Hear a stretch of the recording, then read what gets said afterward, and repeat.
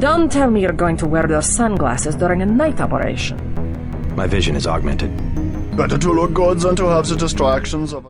The Deus Ex series is legendary. The original helped define the immersive sim, while Human Revolution introduced an entire generation of players to the genre. Created by Ion Storm in 2000, the series became one of the most influential franchises in PC gaming without ever quite breaking into the mainstream. The first Deus Ex arrived at the turn of the millennium, when everyone was worried about Y2K and the internet still made dial-up noises. The most recent entry, Deus Ex Mankind Divided, launched 16 years later before the series disappeared into corporate limbo. Across 5 games, Deus Ex has always revolved around the same core ideas: a high-tech future where humanity augments itself with machines, while the rich and powerful manipulate world events from the shadows. Illuminati confirmed.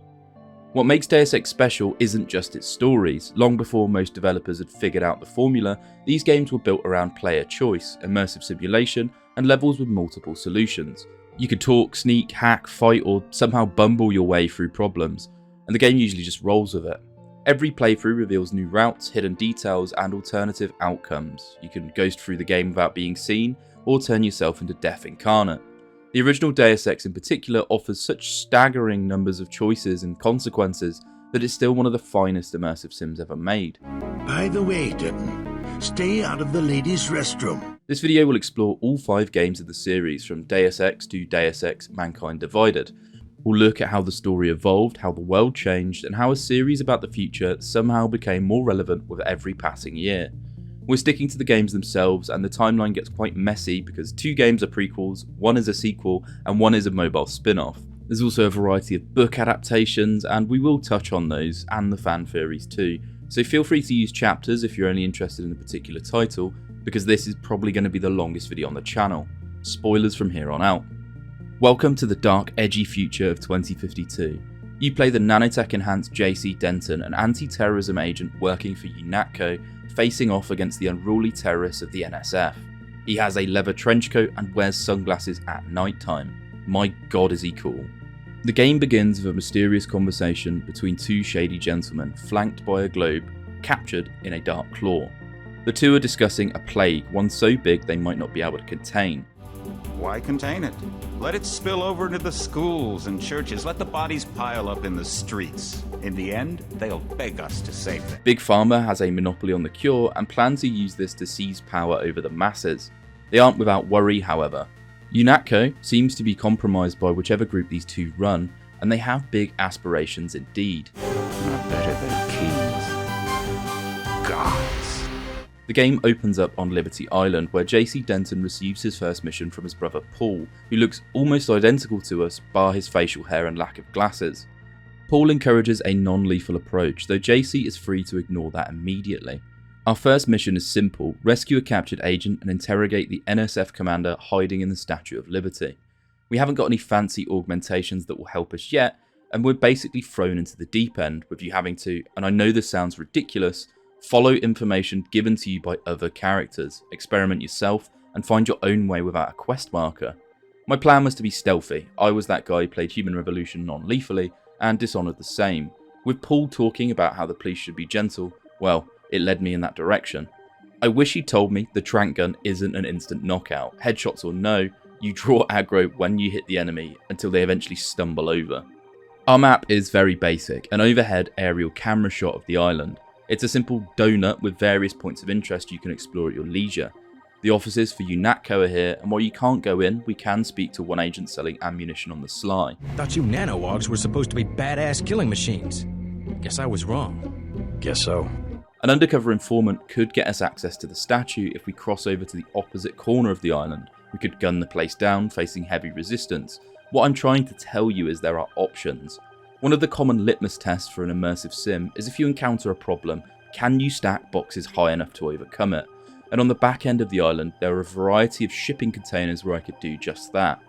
Sneaking into the compound Splinter Cell style and crawling through the vents to bypass their laser grids and spotlight cameras, I rescued the captured agent, Gunfer Herman, who in the design documents is very much inspired by the Terminator. Agent Navarra and I were ready to go in, but for no reason they said pull back. I do not retreat. Please give me a weapon and move out of the way. He asks us for a weapon to take point, but I send him home without a gun. and he, as a mechanically augmented individual, shows he's jealous of our nano-augments. He and Paul's partner were told to pull back, and it's clear we've been sent out here as a test run for the fancy tech making us tick. The plague mentioned in the intro is the reason the NSF are here. They're stealing vaccine shipments. The commander surrenders as soon as we get to him, and he doesn't seem very nasty for a big bad terrorist. Stealing vaccines for the poor and conspiracy crafting that the government released the virus. But a government wouldn't harm its own people, right? Right? When his surrender comes, the infantry take out the rest of his cabal. Again, something they could have done from the start, but someone obviously wanted to test JC. We head to UNATCO HQ back on the north side of the island, and we're told the NSF had stole the vaccines from our agency, as UNATCO also deliver the stuff by hand to key government officials and people of importance. The game looks a lot like Red Faction 1, and I for one expected a counter-attack on the agency immediately. But it's not a pure action game, it's an RPG with us being able to skulk around the HQ and actually delay our debrief with our chief until we want to see it. Newspapers inside paint the UN as some sort of wannabe world government, and the fact the US president let us base up in New York is some sort of endorsement of that world government. There's several characters we can interact with here, seeing Gunther inside the agency, speaking to Paul's partner Anna Navarra about the scheming maintenance man. I do not make mistakes of that kind. Your hand might have slipped. No, I wanted orange. It gave me lemon lime. She has some rough words about us non-lethal types. Throughout our walk, Alex Jacobson talks to us through a comm link in our head, even giving us the password to our work computer, where the scene is set further on how cutting edge our tech is, and how much our mechanical colleagues might be jealous of it. The world in this game is very much expertly tailored and feels alive. It's responsive to your actions, both macro and micro. We get a medical exam from Jaime Reyes, who tells us about the augmentation system in the game. You can find canisters in the world tied to various body parts. By visiting a Medibot, we can choose from 2 options in each slot, locking us out of the other in a playthrough. The first canister we find, for instance, lets us either move heavier objects or increases the damage of melee weapons. They get a bit more exciting later on, but you'll need certain augments to access certain routes in each mission. The Quartermaster is a friendly veteran who gives us a lovely stealth pistol should we choose to be a bit more aggressive. Heading to the Chief, we get to meet Joseph Manderley, Silver Fox, mustache and all. He tells us our next mission is to get rid of an NSF illicit plant, so that Paul can recover the vaccine they've stolen. Manderley runs a tight ship. Go in like the US Marshals. We lose the vaccine, I'm sending your butt to the mayor to explain why he and his 3 daughters won't get their pills this month. Speaking of the world responding to our macro and micro, for macro he gives us a shining review and some extra cash for saving Herman. For the micro, he tells me off for going into the women's toilets earlier. Another example of that comes from speaking to the troop who was selling the surplus we met before. He tells me I went soft on the NSF troops because I left the majority still standing. That's not even a mandatory interaction, the game just does this constantly. Why don't games still do this? We head off on a boat to Battery Park, NYC, the juicy dulcet tones of this game's soundtrack playing as we blast off, though I'm scared it'll get copyright striked if I play it. Navarra meets us here and tells us the terrorists have hunkered down on a castle nearby, a barrel of vaccine there that we can recover. Navarra is quite bloodthirsty and really sees this as an opportunity to take out the terrorists head on, but I decide to look around first. A street urchin is starving, the class divide still existing quite explicitly here. We give him a candy bar and in exchange he tells us some information about the NSF, that they unload their cargo through a tunnel behind a vending machine on the docks. He even spotted the code. You could quite easily miss this interaction and never know about it. UNATCO troops are skirmishing with the NSF by the subway entrance, a place we'll go to after handling the castle. I sneak through the little vending machine tunnel, with Jacobson commenting on the route as we enter that it's not on local maps. A few of the NSF accidentally walk into my bullets as I skulk around the castle's vent system, leading directly to the vaccine barrel they'd stolen here. Now, because we didn't clear out the troops on top, when we go to meet Anna, she's charged in and cleared them for us. Because of the slip-up of popping a few caps into their troops, Anna even compliments me not being afraid to kill. She warns us about the subway we'll be going through as we head towards the plant. They're wired to the brim with explosives, and the NSF have hostages we can rescue down there. It's very easy to wind up tripping the explosives if you take the front door. It's also entirely possible to sneak inside, get the hostages on a subway train, and not fire a single shot. We follow in after them, taking the train to Hell's Kitchen, New York itself is actually a full hub zone with various locations to explore, loot to find, and side quests. Not everyone wants to kill us here despite the NSF patrolling the streets. Paul even tells us about a secret stash in his hotel room, so we've a few different hooks from where to go next. We're not entirely sure where the NSF base is, and we need to find that out for Paul to actually raid their warehouses. So we'll be weaseling through the content available until we can get some information, such as encountering a homeless man being extorted whom, if you save, tells us the NSF aren't a homogenous unit, that they give guns to anyone who says they'll fight, and a lot of people just take those guns and use them for crime. He also tells us the homeless have been displaced from the sewers, that the NSF are moving some heavy cargo down there, and points us in the direction of the Underworld Tavern if we want to go into the sewers. Two UNATCO agents gripe to us that Paul gave them non-lethal gas grenades instead of lethal munitions. Prolonged exposure can damage the bronchial pathways. Prolonged exposure? It's like giving them cigarettes or something. I head to Paul's stash, taking out some NSF that are keeping the hotel manager hostage, one of them hiding behind him, keeping him at gunpoint. And if you manage to sneak up to the hotel manager, he has special dialogue for it. If you save the hostages, they'll give you the exact location of the NSF base. They overheard it from their captors. It's a few streets south, and they also give you one of the passwords. This again is quite hard to do, so you might not even find this interaction going loud, for instance. Paul's stash is a goldmine for lockpicks, hacking tools, and an email saying Paul was worried about some test results that he'd like to talk to a character called Tracer about. We've never seen Tracer at UNATCO HQ, so perhaps Paul is doing something on the sly. We head to the sewer, encountering a weapons smuggler who conspiracy crafts that there's a secret lab down there, and it seems government funded. The government has apparently been having a crackdown on some of the more rogue citizens here, and kidnapped a bioscientist too. His conspiracy is a little bit too true, as we see men geared up to the teeth skulking around who are quite clearly not NSF. The subtitles refer to them as MJ-12, perhaps another terrorist cell. Well, terrorists don't seem to have emails pointing to company picnics or instructions to contaminate the water supply of NYC. Okay, maybe the last one's a little on brand, but rescuing the scientist here, he tells us more. These folks are private security for a corporate entity, doing experiments on people and having him do some antibody work. The smuggler seems to think these people are one of the alphabet agencies, but they're not. We'll find out who they truly are later. They're the CIA. They capture people and use them for medical experiments. I wouldn't go that far. You said you'd make it worth my while. For now, let's break into the NSF warehouse. I chose the easiest of routes, just breaking a window out front, and thanks to my muscle org, I could move some crates aside and just walk on in. No having to crawl through the sewers or finding an alternate path.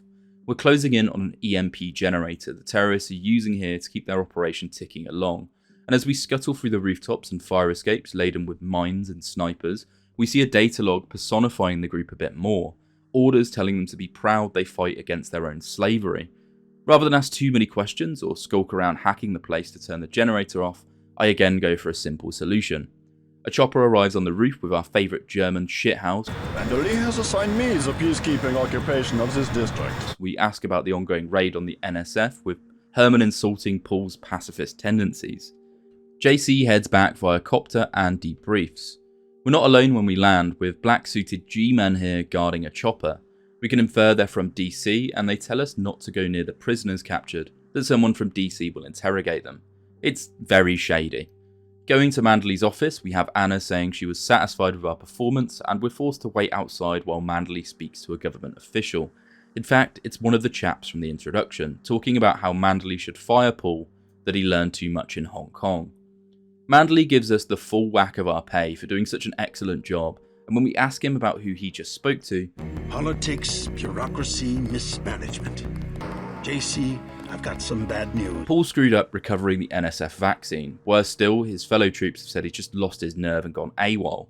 Manderley wants us on cleanup, finding the airfield the NSF plan to ship the vaccine from by heading back to New York. If we head to the depths of the compound instead and listen in on the interrogation, we learn a few things. The government official is Walton Simons, and he is a nasty, nasty man. Margaret Forsyth under NSF protection in Queens. Your son Richard attending Bronx Science. You see, I have a few relevant facts myself. The chopper drops us back at Battery Park, and by entering an abandoned subway tunnel, we can get on the path of the missing shipment here. This is a long tunnel section full of NSF that you can actually neutralise non-lethally by just speaking to their commander. He's an accountant, not a soldier, and he tells us the shipment isn't worth his life, calling off his troops, who will be non-aggressive as we advance. The sewer tunnels lead to a heli base where we can find one of 3 missing shipments of the vaccine Ambrosia. Adjacent to it is a nearby airfield, LaGuardia, owned by Juan Lebedev, who appears to be working with the NSF. The place is swarming with automated defences, and after you eventually make it to the airplane hangar, the game throws a big twist at you. Yes, we're skipping the gameplay here. Paul, now working for the NSF, tries to open our eyes. The Grey Death is a man-made virus. Everyone up to the President is at UNATCO's mercy as long as UNATCO controls the supply of Ambrosia. You believe that? We have proof. We need to get the Ambrosia to Hong Kong. Heard of Tracer Tong? He can help us synthesize it ourselves. The test results email was Paul discovering the virus was man-made, and instead of fighting us, he tells us to speak to Lebedev, that he might convince us. This isn't a trap as much as it might feel like one. Paul seems to be telling the truth, and just as we go to speak to Lebedev, our partner arrives. She wants us to break protocol and terminate the prisoner, and trying to talk to him, Anna constantly interrupts. We are apparently created by a cabal of what is essentially the Illuminati seeking ultimate power. Before Lebedev can tell us more about the conspiracy, Anna shuts him up permanently. She weirdly treats it as if we killed Lebedev. I think that's just a glitch in the game. Now, a popular thing some players do is set up a few landmines in the place to kill Anna here, and the game will reflect that. I didn't do this and instead hopped on the plane like a bootlicker to go and see Manderley. Manderley is obviously quite happy I followed through with my orders without asking any questions. UNATCO have activated a kill switch in Paul, a switch that apparently exists in us too, and as we're trying to prove we're not a snake, we're tasked with taking out this Tong character in Hong Kong. Reading Manderley's emails, a WS has stated they sent an agent to UNATCO to ensure MJ-12's interests are met, MJ-12 being the shady corporate army folk we saw earlier. If you were a smart player and somehow figured to kill Anna on the plane, you'll also learn from Lebedev something about MJ-12 too. You're really working for a group of conspirators called Majestic 12. So UNATCO is compromised, and we're likely only being kept alive because we're useful to the conspiracy. Taking our chopper, the pilot Jock tells us we'll be making a little detour, heading to New York to meet with Paul, rather than heading to Hong Kong, being dropped off on the roof of the hotel, and encountering Paul in a bit of a sticky situation. The kill switch isn't an immediate death kind of thing, rather it's made him very sick. Paul drops some knowledge that the terrorists we've been fighting are actually rebels, something terrible is going on, and to save the various cells worldwide, we need to get an encrypted signal out. Worse still, the conspiracy grows, with Paul suggesting the people we thought were our parents have nothing genetically in common with us. We were made like weapons on an assembly line by a group powerful enough to do that. We sneak to the NSF base. I say sneak, there's not actually anyone trying to shoot at us, and in the basement, hidden amongst various booby traps, is a data cube with some information. That UNATCO have been executing terrorists, not taking them prisoner like they agreed, and there's also bribes that Manderley has been taking from someone above him. It's enough to make me want to send the signal to the NSF, though as soon as we do that, we get a message from Walton Simons, the government spook from earlier. What the hell? Simon's here. Goddamn terrorist. There's one. Hailing us via comm, calling us a waste, and ordering the troops to take us out. Suddenly, all the allies around are now enemies, and the city has become a giant stealth section occupied by UNATCO forces. It's similar to that one section in Vampire the Masquerade towards the end. I think I came up with a unique solution to the whole getting off the roof by breaking my legs, dropping boxes below me. The streets aren't exactly crawling with troops, but after you get to Paul's apartment, things turn up a notch. See, Simons works for FEMA, and well, I'll let Paul say it. His authority doesn't come from FEMA. He's part of a secret organization, Majestic 12. We don't know much more than the name. They plan to use FEMA as part of a scheme to shut down the US government. This is likely the first time you'd hear about Majestic 12 as a casual player. To make things worse, MJ-12 sends some of these government G-men in to take both Paul and JC out. For the average player, you'll likely die here if you try to face them head on. Doing such takes you to an unknown location with a prison cell. We'll come back here, but I was curious about what happens if you didn't get killed. Essentially, if you escape out the back window, Paul is gunned down and dies. If you fight your way out with him to the front, Paul gets away still breathing. We try to get to Jock's chopper, which is now in Battery Park, only if you head there, Anna fights you head on. Getting past her somehow has an unkillable gunfer there too, so you are genuinely meant to die at some point here to be captured by MJ-12. If you kill Anna early, she doesn't show up later. If Paul still lives, he does show up later. An unknown hacker, it seems, named Daedalus kills the power to your cell once you're in the prison cell, allowing you to escape. Only we're deep underground somewhere with no equipment whatsoever. This is the secret MJ-12 facility, and we need to sneak over to their morgue to get a data chip from either the living or dead Paul, and sneak to their armory to pick up all of our gear, the last one being optional. The place is heavily guarded with both G-men and giant attack robots. There's even dogs too. MJ-12 are heavily funded by Simons and FEMA, and when you do eventually escape out, you'll realise you're underneath UNATCO HQ, a door that was locked previously, so this conspiracy was right under our nose from the start of the game. UNATCO HQ isn't as well guarded, but usual troops are stationed here. Ana Navarra is at the front door, and visiting our medic, Jaime, is recommended. See, not everyone in UNATCO is aware of the conspiracy or even involved in it, and so we ask him to stay and be a mole on the inside for us, getting an AUG canister for our trouble. I went with regeneration this time, given how squishy we can be. Jacobson is right next door, and he also agrees to spy for us, offering to give us the front door key if we can take out Anna. Manderley's office has both him and a hologram of Simons inside. We realise that Manderley is just the monkey rather than the grinder. Simons alerts us that our kill switch will take effect in 23 hours, so we're on the clock now. With that in mind, I rush to the front door, encountering Anna, who is packing a monumental amount of heat compared to stealth JC. If she spots us, she'll start combat, and you could just blast her down and escape. Though, what if you're missing something? See, if JC had a kill switch, so did Paul. What if you hack into Anna's terminal and Manderley's? Well, you'll find a two-part code phrase for killing Anna, effectively skipping the fight. I will have to kill you myself. Take your best shot, Flatlander woman. How did you know? Something completely missable, it's not even hinted at internally. This game just loves rewarding you for exploring. Next, we hop aboard Jock's chopper, getting sidetracked and forced into an air hangar ambush, MJ-12 exerting even more control over the infrastructure of the world. They're not just built around it, they're growing throughout it. This isn't a new concept. In fact, in this universe, Illuminati-type organisations have been directing the world from day go. This is just the latest iteration. We hit Hong Kong streets, possibly to the most lovely backing track I've ever heard. Again, I'm not sure if I can play it here. From a small compound east of the market. You could start there. Don't lose any time. Your kill switch is 12 hours old. Our objective is to find Paul's contact, Tracer Tong, with the hopes of getting our kill switch turned off. There's 12 hours left on its ticker by the time we get here, and the hacker Daedalus seems to have plans that rest upon us surviving. In Hong Kong, there is a gang war occurring between various triad groups that JC will have to get involved in if he ever hopes to find Tong. The Red Arrow Triad versus the Luminous Path. The Reds operate out of a nightclub called the Lucky Money, while the Luminous Path an old temple on the edge of the market. The government know that both groups exist, but keep their eyes away, realising the sheer amount of money and power the Triad pump through that they can profit off of. So we go and head to Red Harry's office, discovering that Tong is with the Luminous Path. This is the headquarters of the Red Arrow Triad. You have come to the last place in Hong Kong he would be seen. We'll speak to Chen, their leader, again later. The Path need to prove to us that we deserve their trust before they'll work with us. Now, the Triads are at war because of a nanosword that's been stolen, the Dragon's Tooth, made by the Reds, and it went missing, the Luminous Path being blamed. Though their doorman thinks it's all because of a woman named Maggie Chow pulling strings in the dark. He suspects if we take a leisurely stroll to her apartment, we'll be able to find the sword there on Tenochi Road, provided we go and take a look. The zone is very distinct from New York, a lot of verticality to it and no enemies patrolling the streets. It's a lot more of a detective work main mission and a nice change of pace after the NYC section.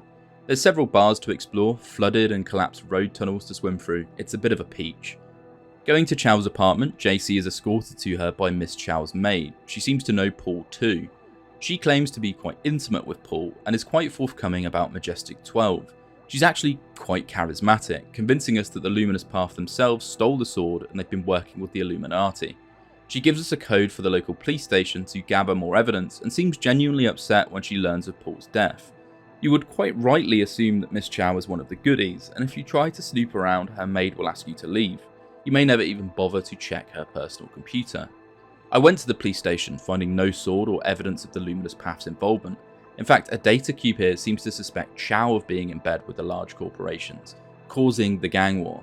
Chen of the Reds doesn't speak to us about the current task, but his emails seem to indicate the Luminous Path don't even want a war. rather seeking peace. All of this makes Chow seem especially fishy. She's been Grima worm-tonguing her way into Chen's ear, so I decide her apartment needs a better sweep. What do I find in her apartment, you may ask? Only an MJ-12 security computer, an indication there's some secret chamber in the building. Sneaking into the bowels of the building, we do discover an MJ-12 base, a hollow message from Simons, and the sword the Path had allegedly stole. Chow is nowhere to be seen, Simons' influence seems to be global, and the corporation here, VersaLife, seems to be up to something especially shifty. We take the sword as Tong calls us, telling us to end the war with the Triads, then he'd be able to help us with the kill switch. The leaders of the Triad agree to meet, and MJ-12 try to ambush us at the Reds nightclub, some of them having some pretty serious augmentations now. Tong's lab is located underneath the Luminous Path's dojo, and because we've made peace, they trust us enough to go down there. JC meets Tong, who understands our kill switch has been activated. For him to save us, we'll owe him a favour. Alongside this, because we spoke to Jacobson, he's also here in Tong's lab. Now we say hello, and he tells us that Daedalus isn't a hacker, but actually an old government AI project meant to be the perfect big brother. Only it had slipped its leash after being mothballed for not working as intended. So we've got an Illuminati knockoff hunting us down, we're indebted to the Rebels, and a mysterious AI also wants something from JC. With our kill switch off, Tong cashes that favour immediately. The only way to ensure lasting peace with the Triad and peace in Hong Kong is to break into VersaLife and release the blueprints for the sword so that both sides can have access. Tong promises to be our ally in the upcoming fight against MJ-12 if we do this for him. Daedalus contacts us and tells us what we already know, that UNATCO is a proxy arm for MJ-12, who seek to seize absolute control of the world. They engineered the plague, a virus that only those without nanotech are susceptible to, but we may be able to put a thorn in their side by destroying the place it can be replicated, a universal constructor in VersaLife's compound. All roads lead to Rome, it seems, as we enter the corporate building, the front-facing sections of it having only mall cops rather than MJ-12 soldiers. JC leverages a crooked contact of Tong's here, an office manager who can get us into the labs provided we front a cash bribe. VersaLife work on a lot of things in these labs, nanotech, transgenics, psionics. This lab section is also the background for the intro cutscene, really hammering home the whole global domination aims in their statue form. Now, because we have a day pass, we don't actually need to sneak around, being able to quite easily walk right to the schematics of the blade, even past some MJ-12 troops. So as soon as you hit send, be prepared for the alarms to sound and our access to be revoked, as we sneak back up to the surface and let the Triads give peace a chance. A couple of fun things you may find on your way back up are humans being experimented on, and the bodies of grey aliens, some walking around too. Things really tick every sci-fi box they can. We'll get to the aliens a bit later, as they're not what they seem. Now, the Dragon's Tooth is so effective at killing that I pretty much gave up on being non-lethal here. Why would I need to when I can one-tap every guard?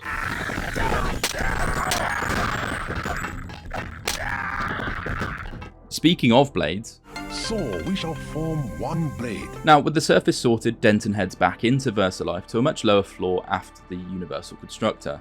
Maggie Chow is here to face off with us, given we never killed her earlier, and to make matters worse, she's got the same sword that we do. As this is an immersive sim, instead of facing her in honourable combat, I engage in the game equivalent of Carsonisation. Instead of all things evolving into crabs, all RPG protagonists evolve into stealth archers, and I could just pop her in the head with a few trank darts from range, avoiding the conflict entirely. With the fabricator destroyed, MJ-12 can no longer produce the virus, though they have sent a cargo ship full of it to NYC, on a ship owned by actual Illuminati member Stanton Dowd.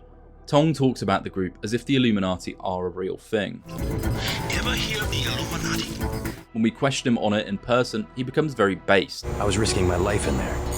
No joke, Mr. Ditton. They're quite real, though not as powerful as they were at the beginning of the century. I know a few of the former leaders. Tong seems to think the Illuminati and MJ-12 are unrelated, almost like MJ-12 are a newer group trying the same game, and he asks us to find Stanton Dowd to discuss this. He also warns us that Gunther Herman is somewhere in Hong Kong and that we need to get out before he can find us. Jock in his chopper thinks he can find us a contact who knows the whereabouts of Dowd, so we head back to NYC for a third loop. Things have changed yet again, with UNATCO agents actively patrolling, and it seems like you can actually trigger more to arrive by engaging in any scuffles. A trenchcoat wearing badass still, even if we are skulking around, we meet Jock's contact Harley Philbin in the tavern, who's been working for both the NSF and the original Illuminati. It turns out MJ-12 are a new group, mostly hand-me-downs from the Illuminati. It's a strange world where the Illuminati are our allies, even if it's an enemy of my enemy type deal. Philbin sets up a meet with Dowd, and en route we encounter a soldier on shore leave who tells us that FEMA, which we know are under MJ-12 banners, have taken over a military dock nearby. The bartender also tells us that Gunther has been looking for us, so either they've a rough idea where we plan to head, or they're tracing us somehow. Either way, we go and meet with Dowd at the ruins of an old warehouse nearby. I agreed to see you because we have a mutual enemy. Why a vacant building? I thought the Illuminati were bankers, politicians, Council on Foreign Relations types.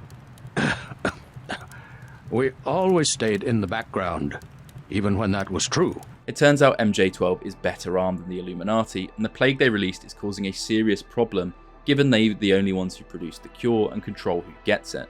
He tells us the location of the ship, giving us a map, and at the same time MJ-12 converge on our position. Now you're likely that you could find some way of breaking sight and sneaking away, but it's just as easy to snipe them from where we are. The plan with the naval base goes slightly easier after having spoke to that soldier in the tavern as he spreads word to his friends that we'd arrived. A newspaper clipping in their gatehouse shows that UNATCO are spreading misinformation, saying we're a key terrorist working with every terrorist group under the sun, that we attacked Liberty Island even though we were the ones who saved it, and they use our attack on VersaLife as some sort of mad bomber plotline. They're also looking for our hacker Jacobson and our pilot Jock. It's themes like this that lead me to describe Deus Ex as a sort of Jason-Bourne cyberpunk crossover. If you're playing stealthy, you are essentially a spy working for the forces of good, and really the atmosphere of the game lends itself to that approach. Something quite funny as we're skulking around the docks avoiding robots is that the AI Daedalus is thinking like an AI, planning 2 steps ahead, literally giving us objectives for our next mission in France before we're even arriving at France, before we even know we need to go there. The docks almost fall into 2 halves, one with us raiding the place covertly for explosives, needing at least 4 of them, which you may or may not have by this point, to scuttle the tanker ship. The second part is actually getting aboard and scuttling the ship. You may have noticed the right hand side of my screen looks like a World of Warcraft ability bar, and I've been slowly collecting augments up to this point. My most useful would be subdermal armor and the ability to cloak, though there are a few route specific augs that help, like an increased jump height and radiation shielding. I would advise a new player to go for all the augs they think could provide utility rather than firepower for a first run, trying to experience the game as much as possible. The ship is fairly easy to scuttle, the change of pace being tight hallways with fewer places to move, but also less of a military presence. The ship is being guarded mostly by armed thugs rather than MJ-12 agents. Daedalus chimes in multiple times to refer us to various Illuminati members, Everett Clark, Nicolette de Clare. He's clearly doing research at the same time we're progressing through the mission, as at several points he changes the objective or focuses in on it, despite us not even being in France yet. It really adds to the writing of that character as some sort of all-seeing entity, as opposed to just a human handler. With the ship eventually scuttled by throwing mines at several weak points, we can climb to the roof of the dock to get into Jock's helicopter, our objective to meet Dowd again in a family graveyard nearby. A worker lets us in through the front gate, but when we go to Dowd, he's almost confused as to how we got into the cemetery, as no one should be working this late. Oh, don't mind my paranoia. Occupational hazard. I'm sure he has his business. We give Dowd some ambrosia we'd found aboard the ship and ask him about Daedalus. But despite being an old Illuminati head, he doesn't seem to know about Daedalus. Morgan Everett, who we need to find in France, had a hand in developing the plague virus, having developed nanotech needed for it, but also needed for augmentations. It was actually Bob Page who'd modified the thing to turn it into a weapon. To get to Everett, we need to link up with several French terrorists, known as the Silhouette Group, to get more information. After being given all that information, however, Jock chimes in to tell us that MJ-12 have come to the graveyard and set up an EM disruption field, stopping us flying away. The gatekeeper is working for the baddies. You can actually kill him before speaking to Dowd, and you'll get a change of dialogue too to reflect this. Straight. I took him out before he could say much. Better safe than sorry. We take out the field and then hop to a flight to France, with Jock also telling us that Everett is the leader of the Illuminati. It's a bit of a mystery how Jock knows all of this. Most of this next mission takes place in the catacombs beneath the city. Silhouette have essentially hidden in an old World War II bunker in these catacombs. We have to slowly weasel our way through them, taking out both MJ-12 busybodies and their leader Hella, who is functionally the same as one of the government men in black, a nano-augmented soldier. The Silhouette leader can direct us to Nicolette, who can direct us to Everett if we rescue the rest of his cell. The actual assault on the bunker is a bit of a pain, especially if you're relying on the tranq gun. The MJ-12 troops here are just a bit of a hassle to deal with, the augmented ones being immune to gas and things like that, so I ended up taking a bit of a louder approach. I couldn't really save the Silhouette members and then have them gunned down immediately. The Silhouette leader, Chad, tells us where Nicolette might be, and it's at this point you'll be exploring the surface. There are enough conspiracies flying around that we should probably stop and explain the Illuminati. So the Illuminati are a mysterious group who control the world through political and financial influence, like the island people in real life. In this setting, they're ran by a council of 5, including Dowd, Everett, and Nicolette's mother before she was murdered. Bob Page was Everett's protege and eventually used his handle on MJ-12 to launch a coup on the Illuminati, taking control for himself. His lieutenant is Simons, the guy who was talking to Manderley all this time, the one pulling the strings at UNATCO. We'll cover this again a bit later. We figure out what's been going on with MJ-12 following us. They've got their own AI called Icarus to track us down, and you'll see it in the comm calls, but also in public terminals where it basically taunts you. Jaime Reyes has made his way to France, given we told him to stay and be a mole, and told us about Icarus too. If instead of leaving him as a mole, you took him to Hong Kong, he won't be here, and he also won't give you Gun for Herman's kill phrase. We touch base with Nicolette and fly off to her family home. The key-eyed of you might spot a certain German killing machine come running for the chopper right as we take off, showing how impactful Icarus is. Nicolette lacks a key to her mother's chateau, so we bust down a back door and sneak into her secret computer room in the wine cellar, sending a meeting signal to Everett, who immediately hails us via comm. He wants us to find our way to a nearby MJ-12 base to finalise their work on a Grey Death vaccine. The base is also built on an old Knights Templar cathedral, just to tick another super conspiracy box. MJ-12 tried to ambush us on our way there, but failed to, for the might of superior Chinese engineering. The cathedral itself contains some useful tidbits of information once you sneak inside. Hey, I knew the super jump would come in handy. For one, the Templars were an active organisation, the financial arm of the Illuminati with fingers in all the world's banks, until UNATCO, working for MJ-12, took them out. We can recover their gold reserve they left here for Dowd to put to better use, and thirdly, when we go to get the vaccine data from the MJ-12 computer, you'll encounter a friendly face waiting for you behind a pillar there. Now you see that you cannot succeed all alone against the whole world. Gunther quite clearly states we're facing off against the world as we hit him with a zinger. I know your UNATCO kill phrase. The Putin machine. I am not a machine. Sticks and stones.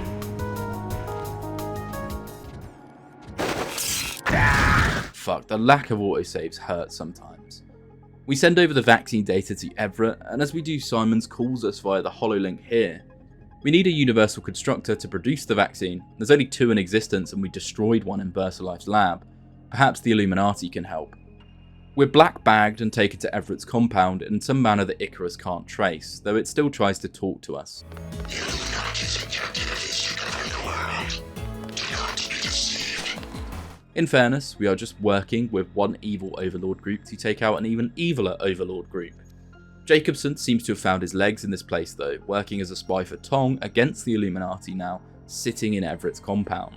There are a few fun nuggets to be found here too if you skulk off the beaten path, a prototype of Daedalus that knows everything about us just by talking to it, and a former leader of the Illuminati held in a cryovat, eagerly awaiting the technology to fix his body so he can resume control, like some weird vampire in a coffin using Everett as his Renfield. There's a UC in an American military base, Vandenberg Air Force Base, where we have a scientist on the inside. It's also the site of Icarus's AI core, and so we can probably hit 2 birds with 1 stone. It's clear that Daedalus may be a neutral party rather than a true ally, and it's all a bit wishy-washy. To add to the Illuminati being quite dishonest, Everett will tell you, if you find the little popsicle man, that the technology to fix him has been around for years, he just doesn't want to relinquish control back to him. When we go into the helicopter, this time we can find the dead body of a flight mechanic, and another there acting very strange indeed. If you don't take him out, you seal a character's fate later, as it becomes very clear he'd planted a bomb on Jock's computer, which will only uncover if we tell him about Mr. Shifty. A scientist greets us on the roof once we do fly away, thankful we saved her from the snipers previously occupying the place, and MJ-12 have occupied the building en masse, trying to take the UC for themselves.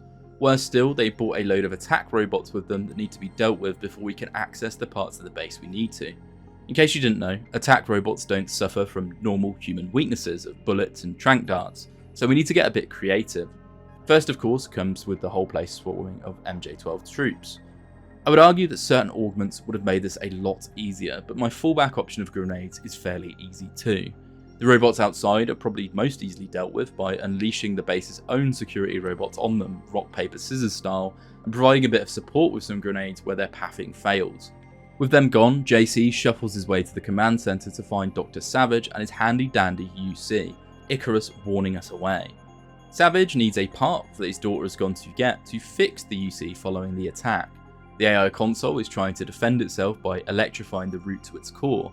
If I'd spared a grenade, there is a skip to the top floor by blowing a fan out of the way, but I was kind of forced to taste the dangerous route here. Hopping across barriers of lightning to get there, we upload Daedalus and unfortunately seem to be tricked. I'm losing Daedalus. Hold on, something's... You forgot about the Aquinas Protocol. I was listening to Daedalus all along, waiting. The AIs seem to be merging. And I have another surprise, Denton. Find Savage in the control room. I have an announcement. Bob Page wanted the AIs to merge. He's also kidnapped Savage's daughter, who we need to save before we can get the UC up and running. It's arguably the right thing to do as well. Absolutely. Tong arrives with Jock and we fly to a nearby gas station to rescue Savage's daughter. I know, not exactly the high-tech theatre of war we've seen previously. After rescuing her, she points to a nearby submarine base where the part we need will be found. And we also learned that Icarus, Daedalus, the merger of them, is now going by Helios and also wants us to recover this part. Fuck it, in for a penny, in for a pound. We go through a fairly atmospheric level next, having to steal a submarine, pilot it to the ocean floor, and go through the flooded remnants of the ocean base that had been sabotaged by an Illuminati sleeper agent. They'd also set the security turrets to shoot anything that moves. Coupling that with the darkness, the roaming packs of man-made creatures, it becomes very memorable. We find our schematic for the component the scientists need, but almost as soon as we download it, we draw further attention from MJ-12. Helios had intercepted our transmission and sent the component to the baddies. We do know, however, that they're based in Area 51. Now, when Herman died, Simons told us the next agent sent after us would be a nano-org like JC, and would you look at it, the man himself, he comes and ambushes us as we turn a corner. Walton can be a bit of a hassle to deal with given he has a plasma gun. If the thing hits you, you'll be in a flash-filled rave. We have balls of steel and a cloaking device though. You can, if you so choose, actually just cloak and run away, and if you do, Simons will be in the next area. But cloaking and hitting him with the Dragon's Tooth is a very viable strategy. MJ-12 state their plan of attack is to launch a missile at the Air Force Base, leaving our only real course of action to take over their missile silo and re-aim it at Area 51. Using it as a vanguard on our attack on the installation as Jock carries us over. If you'd left the bomb on his heli, this is where he would have gone boom. Area 51 is the big final mission of the game, an assault on MJ-12 backed by our allies the Illuminati. Well, we go in alone, but the missile does help soften things up a bit. Bob Page, his AI, and whatever is being cooked up down in the mysterious site is several miles underground, the missile taking out all but a handful of troops on the surface and leaving a couple of different routes into the base. I'm not going to spoil them, the game's about to get remastered, you could play the old one, it runs on a potato. What we do find in the area is, as we get deeper, there are a few things of interest. For one, more of the Greys. You might be convinced they're the folks who flew over Roswell, but in actuality, they're manufactured. Human beings genetically modified to resist all manner of extreme environments. Sightings of them being used by the Illuminati to spread the rumour that Area 51 contained aliens, rather than a much more real threat of a superintelligence and Bob Page's pet projects. We also discover quite disturbingly that JC is a clone of his brother Paul, and that this cloning project is trying to grow more Dentons, albeit very slowly. Throughout your journey through the tunnels and airlocks, you'll be contacted several times by the characters you've met along the way.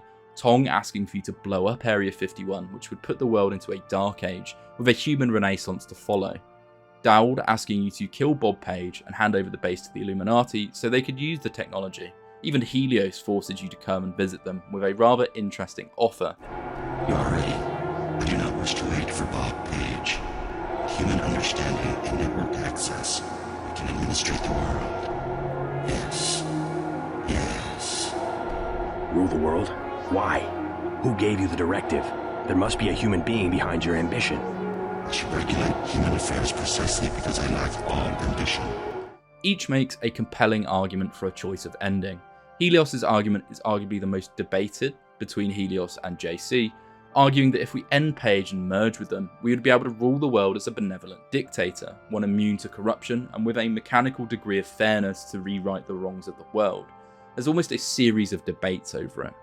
It's specified that JC alone would suit this, and that Bob Page's project is actually just to prepare his own body to absorb Helios and become a being of power himself. Each faction has you progressing through the ending slightly differently, with the others pleading with you to side with them instead.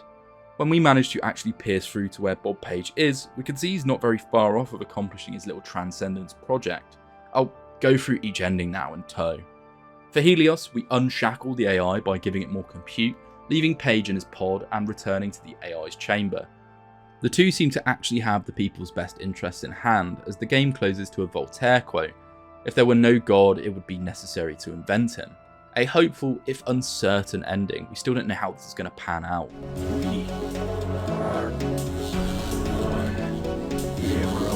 Still much to be done. Many live in the darkness that must be shown today.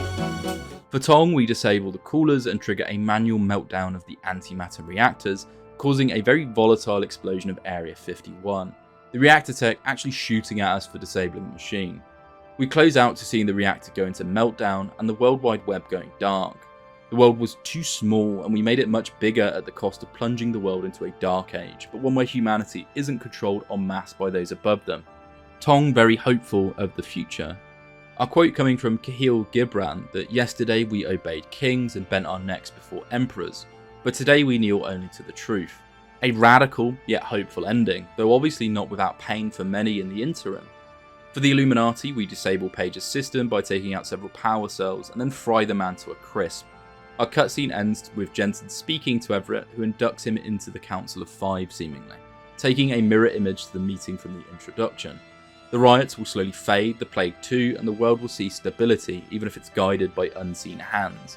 It's somewhat hopeful from the guise of JC, even if this scheme has failed people many times in the past. The quote is, "Better to reign in hell than serve in heaven," closing us out with John Milton. Which ending would you have chose? That was for Deus Ex 1, my new favourite immersive sim, and a rock solid standpoint for the rest of the series.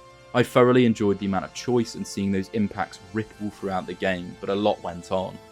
So if you've lost track for who's manipulating who, here's the short version. JC Denton started the game as an augmented soldier for UNATCO, hunting down the NSF, who were presented as terrorists stealing the Grey Death vaccine. As the story unfolds, JC discovers the Grey Death plague was actually engineered, the vaccine being deliberately controlled, and the NSF closer to rebels rather than terrorists. His brother Paul defects after learning the truth that UNATCO is secretly controlled by Majestic 12, or MJ-12, a shadow organisation led by Bob Page and enforced by Walton Simons. MJ-12 are using the plague and its cure to gain control over governments and populations worldwide. They're launching a coup on the Illuminati. After refusing to follow orders, JC becomes a fugitive. He escapes MJ-12 captivity, learns that he and Paul were effectively manufactured for the conspiracy's purposes, and joins forces with Tracer Tong, the NSF, and eventually the original Illuminati. Yes, the Illuminati are real in Deus Ex, but the twist is that MJ-12 grew out of them and again launched a coup. Meanwhile, a government AI called Daedalus has gone rogue and is secretly helping JC, the AI believing MJ-12 are a terrorist organisation, though its own motives aren't entirely clear. At this point in the story, JC is fighting a global shadow government or trying to stop MJ-12 from controlling humanity through the Great Death. And by the end, he's either handed back control to the Illuminati, wiped control off the board, or merged with an AI to become a godlike being, which is an especially interesting rabbit hole when your character's initials are JC, standing for Jesus Christ Denton, in a game with a title short for God from the Machine, with various other biblical references inside. The protocol they need for the AI, known as Aquinas Protocol, the man who created a rational proof for the existence of a god, Paul being the name of an apostle, the Knights Templar being there, even direct Bible quotes about a city on the hill, or quotes from Milton's Paradise Lost. It's very fantastic writing. One of the first questions you're going to ask after finishing the original Deus Ex is very simple. Which ending was canon? The answer is probably even simpler. All of them. This sounds awful on paper, but it's actually quite clever how they pulled it off. Released in 2003, 3 years after the original game, Invisible War takes place around 20 years after the first, in a world transformed by the events of Area 51. Rather than choosing a single ending, the writers took the unusual approach of blending elements from all three. JC merged with Helios, the global communications infrastructure suffered a catastrophic collapse, and the Illuminati survived to continue pulling strings from the shadows. The result is a world still reeling from what became known as the collapse. Nations are weaker, global communications are fragmented, and powerful organisations compete to shape whatever comes next.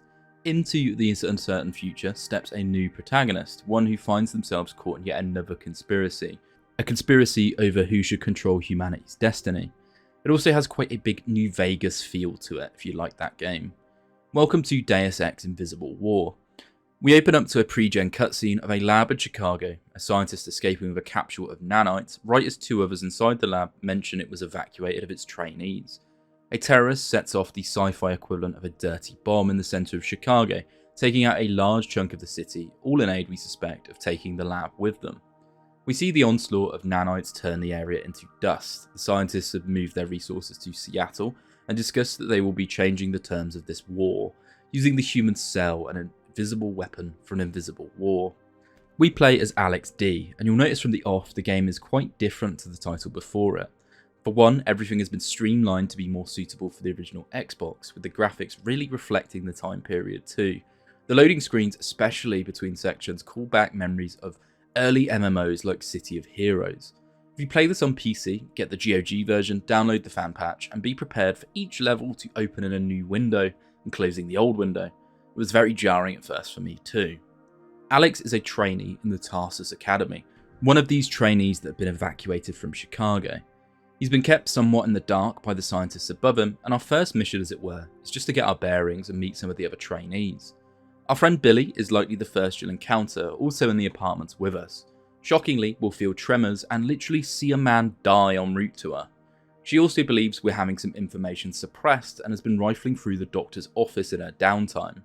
Heading downstairs, we speak to Dr. Nassif in person, and she tries to downplay the severity of the attack on the lab, funneling us into the rec area with the other trainees, Clara and Leo. Leo is more concerned about running laps around the basketball court, and Clara comforts us about our foster parents being dead. When things get too bad to hide, Nassif tells us to get our equipment from the locker, multi-tools which replace lockpicks and jamming tools from the previous game, a pistol and a baton. You could try to stealth through this game, but the AI makes it incredibly difficult at times. We shoot down a robed attacker who seems more like a religious fanatic. Nassif wants us all to escape through her office, but Billy wants us to loot the place for biomods by going back through our apartment. Billy has been working with the Order, a religious group, and the ones attacking us. The Order contacted me in Chicago and told me how to uncover Tarsus's treachery. We're not trainees, we're test subjects. She reveals that we're not just trainees but test subjects, and by going back to your room you'll see the roof is actually a two-way mirror. We've been being observed from the off by various scientists. Getting into the biolab, we're introduced to this game's take on augments, nanotech progressing a lot further than the original game. Instead of having specific canisters for each slot, the canisters are universal, and we can overwrite previous augments if we've tried them and decided we don't like them. Alongside this, there's also black market nanites that unlock usually a vastly different ability for that same slot. Nassif tells us more about the Order, that they abhor multinational corporations and the private security forces that protect them. You and me both, right? I go with an anti-robot cloaking aug this time, jump height and increased lifting strength. This allows me to just walk past the turrets the Order had hacked, rather than needing to hack it safe myself. Order troops are gunning for the scientists, so we decide to defend them despite them admitting to using us as biomod guinea pigs. We ask them after if we can find out more about the project we're involved in, but they refuse until we're somewhere much safer. Now, right as we go to make our daring escape, Lin Mei Chen, High Augur of the Order, contacts us, asking to go to their church and speak with them.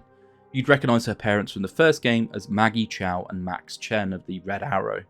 She claims the scientists would try to recapture us and states her captain is responsible for the attack going lethal, but it was just meant to be a rescue mission and this wasn't planned.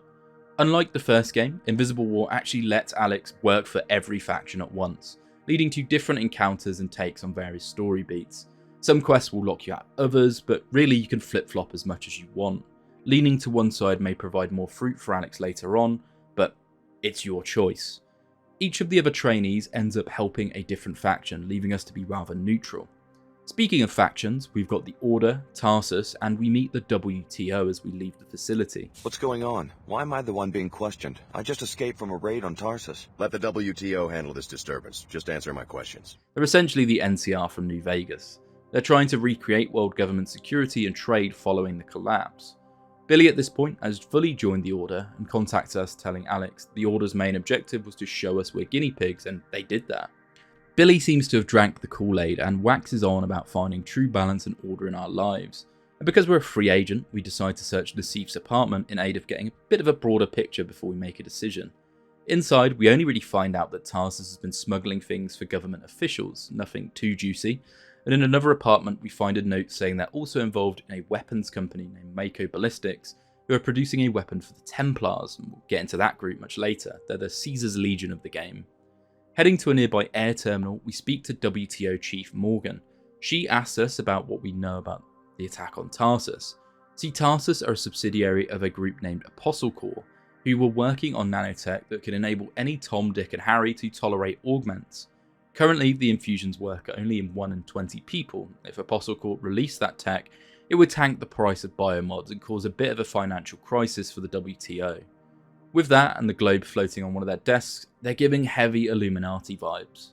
Clara Sparks, our fellow trainee, is working for the WTO, leaving Leo as the only unaccounted for trainee. Both the WTO and the Order want us to investigate Mako Ballistics for various reasons, all swinging around a weapon known as the Mag Rail, which the Templars had ordered many units of. To get there, we need to secure our own pilot, either going to a dive bar and paying a lovely Australian chap a boatload of credits, They're going right, but I'm up the Swanee until I get those mercs away from my jet. or freeing a pilot who'd been captured by the WTO, and she'll fly us for free. Each of them have their own pros and cons, including how easy it is to get to them initially, and where they'll drop you off on each mission. To get down to the sewer slums of Seattle, we need to cleanse a bit of a chemical spill thanks to the WTO. It's also the location of the Order Church, and going to speak with them, Billy tells us about flip-flopping between factions. Speaking to the head of the Order, suspicions are confirmed that the Apostle Corps tech has been used on all of us trainees, that Leo wouldn't have even been able to accept any biomods without it. Chen tells us to figure out why the Tarsus raid went wrong by finding the captain who'd betrayed his orders, and she'll tell us what they want in Mako. Going back to the chemical spill site, you'll see it full of Templar, who at this setting are the anti-modification extremists, believing man shouldn't meddle with God's work. The Order captain had gone against what he was told with Tarsus in aid of, and I quote, "So I've sworn an oath to exterminate defilers of the race." Rather than brave a ton of loading screens going back to the church, I decided to secure my pilot first. As I'm a combination of poor and cheap, I think breaking into the WTO's hangars might be the best route, given the pilot will fly for free. Now, the flight bay has a few autonomous defences in the form of dog robots and some less autonomous ones with armed soldiers. We switch off the missile batteries and reactivate her chopper. Ava Johnson, the pilot, was captured by the WTO during a mission of flying city to city trying to find a lost passenger. She doesn't give any more names or details and is either heavily neurodivergent like myself or a robot in disguise, also like myself. The Mako facility north of town. Who do you work for? You mentioned a mission. I will take you to the facility. Realize, however, that I must minimize the danger to my helicopter. I can't provide air cover or take unnecessary risks. Risks that might jeopardize your mission, I presume. I can't reveal anything more. Be informed, however, that when I locate my passenger, you will have to hire another pilot. I can't quite tell just yet. She speaks with a distinct lack of emotion. We fly off to Mako Ballistics to see about this mag rail and why each group wants a part in it. Donna isn't happy we broke into their hangar, but rolls over given we're her only field agent out there. The WTO want the blueprints for the mag rail so they can use it. The Order want you to destroy them so the tech can't be used by any group looking to control the world. While this game is streamlined in terms of some of the features, the level design still has the DNA of its immersive sim routes, being able to bribe, sneak and steal things that can help you advance in further rather than just running and gunning. But you will be doing a lot of running and gunning.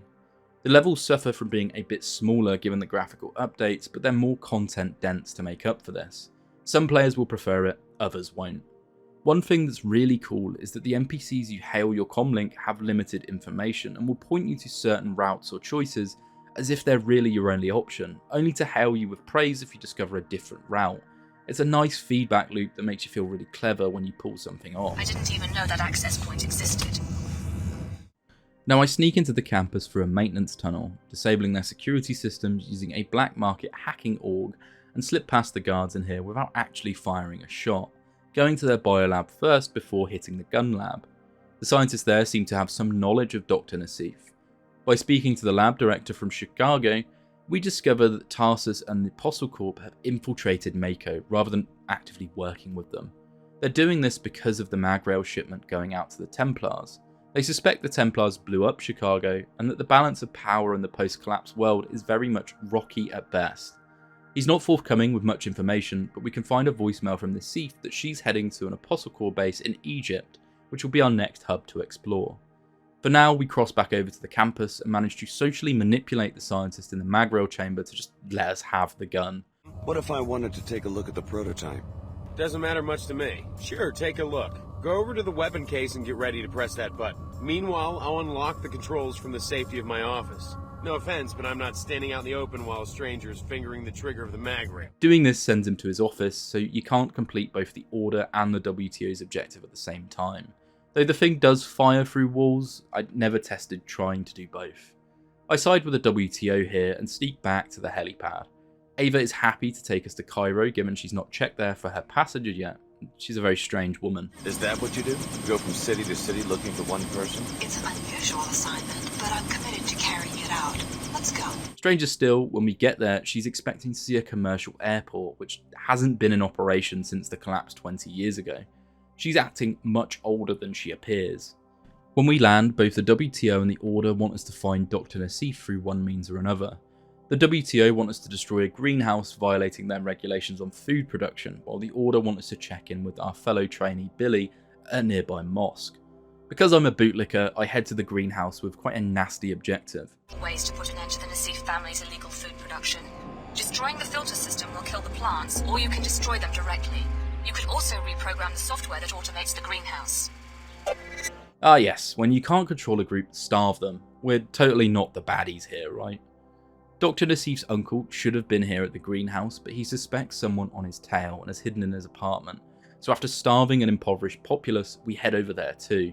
Chen is very much not happy with what we've done and tells us she's sending Order assassins to take us out if we won't play ball. Again, very New Vegas. They're like right outside the door to the greenhouse too, but given their idea of protective armor is a hoodie, I throw a couple of drones at them and then top them off with the game's equivalent of an energy sword. The apartments are next. A Templar apartment is on the top floor, locked, but vents open, and something this game does much better than the others is having enemies in the vents rather than them just being sort of hollow tunnels to secure areas. Nassif's uncle's apartment is no issue to get into too, and the man is a bit angry about us helping the WTO with the greenhouse. There's a second Tarsus Academy here in Medea, in the Arcology building with his niece present. Either way, Tarsus tends to lead us to Dr. Nassif. If we snoop around the apartment some more, we can find a visitation pass for the school, but getting into Arcology itself requires its own pass you'll have to grab elsewhere. The place is a fusion of the words archaeology and ecology. It's a superstructure built pre-collapse in aid of reducing consumption of land, energy and time by putting everyone right by their workplaces. It's described as a megastructure, but we only see a few floors of it. Heading up to level 107, you can find a Templar recruitment desk out in the open. The Knights Templar welcome you, friend. Care to learn more about the cause for purity? They're trying to recruit from the best and brightest to turn them away from their corrupting influence on human nature. Despite having glowing purple eyes, the Templars here don't quite clock we're an org ourselves, and we have a laugh at their expense signing up. You can also find a reoccurring character here, NG Resonance, an almost Miku Miku type hologram of an actual artist in the world. When you meet Resonance later, she's an absolute dick. These kiosks are just holographic AIs where a fan can talk to a chatbot, but they're also used by the WTO to spy on the populace. If we uncover any corruption here, we can report it to her for a flat fee. If we later discover the Illuminati conspiracy and talk to her, she tries to tell us we're just going a bit crazy. We head into the Tarsus Academy, this one seemingly focused on young children as opposed to young adult trainees. Several students have gone missing here, and during our search for Dr. Nassif, we can dig into things with various students and staff. What might seem like a simple scheme of school kids bunking off turns into a minor conspiracy, where the headmaster is actually working for the Templars and has been taking out the best and brightest from the academy for the sake of human purity. It's pretty evil, these are children. The headmaster seems to be quite a charismatic character, very deceiving of him, though he does give enough of a hook to make you suspect something. Fortunately, this job is almost finished. So, you're getting a transfer? You could say that. Two children hiding in the vents will tell you about the headmaster's shiftiness, that he has a secret vault attached to his office. One of them is Eva Nassif. We sneak into said vault and discover the Templars have seized an Apostle Corp facility elsewhere, likely the true location of Dr. Nassif too. I confronted the headmaster about his wrongdoings and he turned security on me, so I end up scarring a few children for life unintentionally. Just keep up the racket. I'm going to run me. Sorry, kids. I'm assuming because I'd been siding with the WTO up to this point, they decided to send trainee Clara to greet me at the Apostle Corp operation there. She's been drinking the WTO Kool-Aid, and she suspects there's both Templars and bots to deal with when we get in there. She also gives us a free biomod for all the bootlicking. Top stuff. There's the usual sneaking and buggery as we get past the armed hicks who've taken over the place before getting to a back room with Nassif, and she drops a pretty heavy nugget of knowledge on us. Here you are, our biggest secret, walking straight into a deployment of Templars. Surely you've guessed. You're the next generation of the technology MJ-12 used to create JC Denton. You are the third Denton prototype, a clone of JC. MJ-12? The offshoot of the Illuminati? This is almost unbelievable. They're the ones who started the Grey Death. I was supposed to be part of a plot to take over the world? Until your older brother, JC, broke up their network and in the process caused the world economic collapse. We're a clone of JC, and you do find a clone vat with an Alex Denton in it in Area 51 of the first game, so that does make some logical sense. This corporation has been working in various cells, and there was a cryogenically frozen body taken from the facility, perhaps JC or another clone. Nassif thinks the company are done here in Egypt, which makes this the third Apostle Corp lab to be shut down during the duration of the game. She directs us to make contact with Tracer Tong in Germany of all places. There's another Apostle Corp site there with something special, an actual functioning teleporter that can take us to the real JC Denton, ruling out that he was the one the Templars took. She warns us that we don't need to work for the WTO and that if Apostle Corp's research can be completed, there would be a net benefit for humanity. Clara presumably takes Nassif into WTO custody as we leave. Before we leave for Germany, with either the Aussie pilot or the emotionless one, we mop up one more side quest, learning the location of the last trainee, Leo, and about a new faction, the Omar. The Omar are a result of Russian research escaping post-collapse, cyborg traders who have gone fully chrome and operate on a hive mind basis. Leo is protecting a few of them here in Egypt, and the Templar are on the cusp of launching an assault on them. So we steal a specification for some power armor from the Templars and warn the Omar of the assault, netting us a discount from them for all regions. You can encounter them earlier, but I felt like this was probably the right place to mention their existence. Anyway, we head to Trier, Germany, which seems a lot like Paris in the first game, occupied by the WTO, in martial law, and sharing some similar architecture. We head to a dusty tavern here to make contact with Tong, who confirms what we already know. He wants us to find Denton and warns us that JC's facility is already under Templar control. There's meant to be a meeting of the Order and WTO officials, but Her Holiness has been kidnapped before the summit by the Templars. He tells us the teleporter only works for descendants of the JC cell line, meaning one of the trainees is working with the Templars too. Chad Dumier, the de facto leader of the WTO and the former leader of Silhouette in the first game, asked to meet with us following speaking to Tong, where he speaks to us behind a bulletproof window like a coward. We tell him about the teleporter and talk about current events, with him also asking us to save the leader of the Order. These peace talks being very important for the balance of power, it seems. The Templar compound is laughably easy to sneak into, especially if you've either the cloaking augments. It's the same site as JC's teleporter, which explains why they've occupied the place. When we find Her Holiness, she reveals the big conspiracy. It's okay, Chief Morgan. We can tell him the truth. The truth? Alex, the WTO and Order are not as they seem. They are but different faces of the same organization, the Illuminati, an ancient secret society to which Chad and I are the heirs. Her Holiness is actually Nicolette de Clare from the first game, and they've been slowly establishing control via religion with the Order and finance with the WTO, reforming the Illuminati control in the post-collapse world. You can tell several characters about this development from each faction, and they'll react appropriately depending on who you speak to. There's also a grey alien captured here, and unlike the first game, these ones can speak. Billy is the one who has been working with the Templars. Apostle Corp had been working with JC, and he was pulling some strings before he went on ice. We're going to gloss ahead slightly past breaking into the Templar Cathedral and fixing the teleporter to the point where we're in Antarctica looking for JC. All you really need to know is that JC is in a coma after the merger with Helios. It just became too much for him to handle, so we need to find him before Billy does.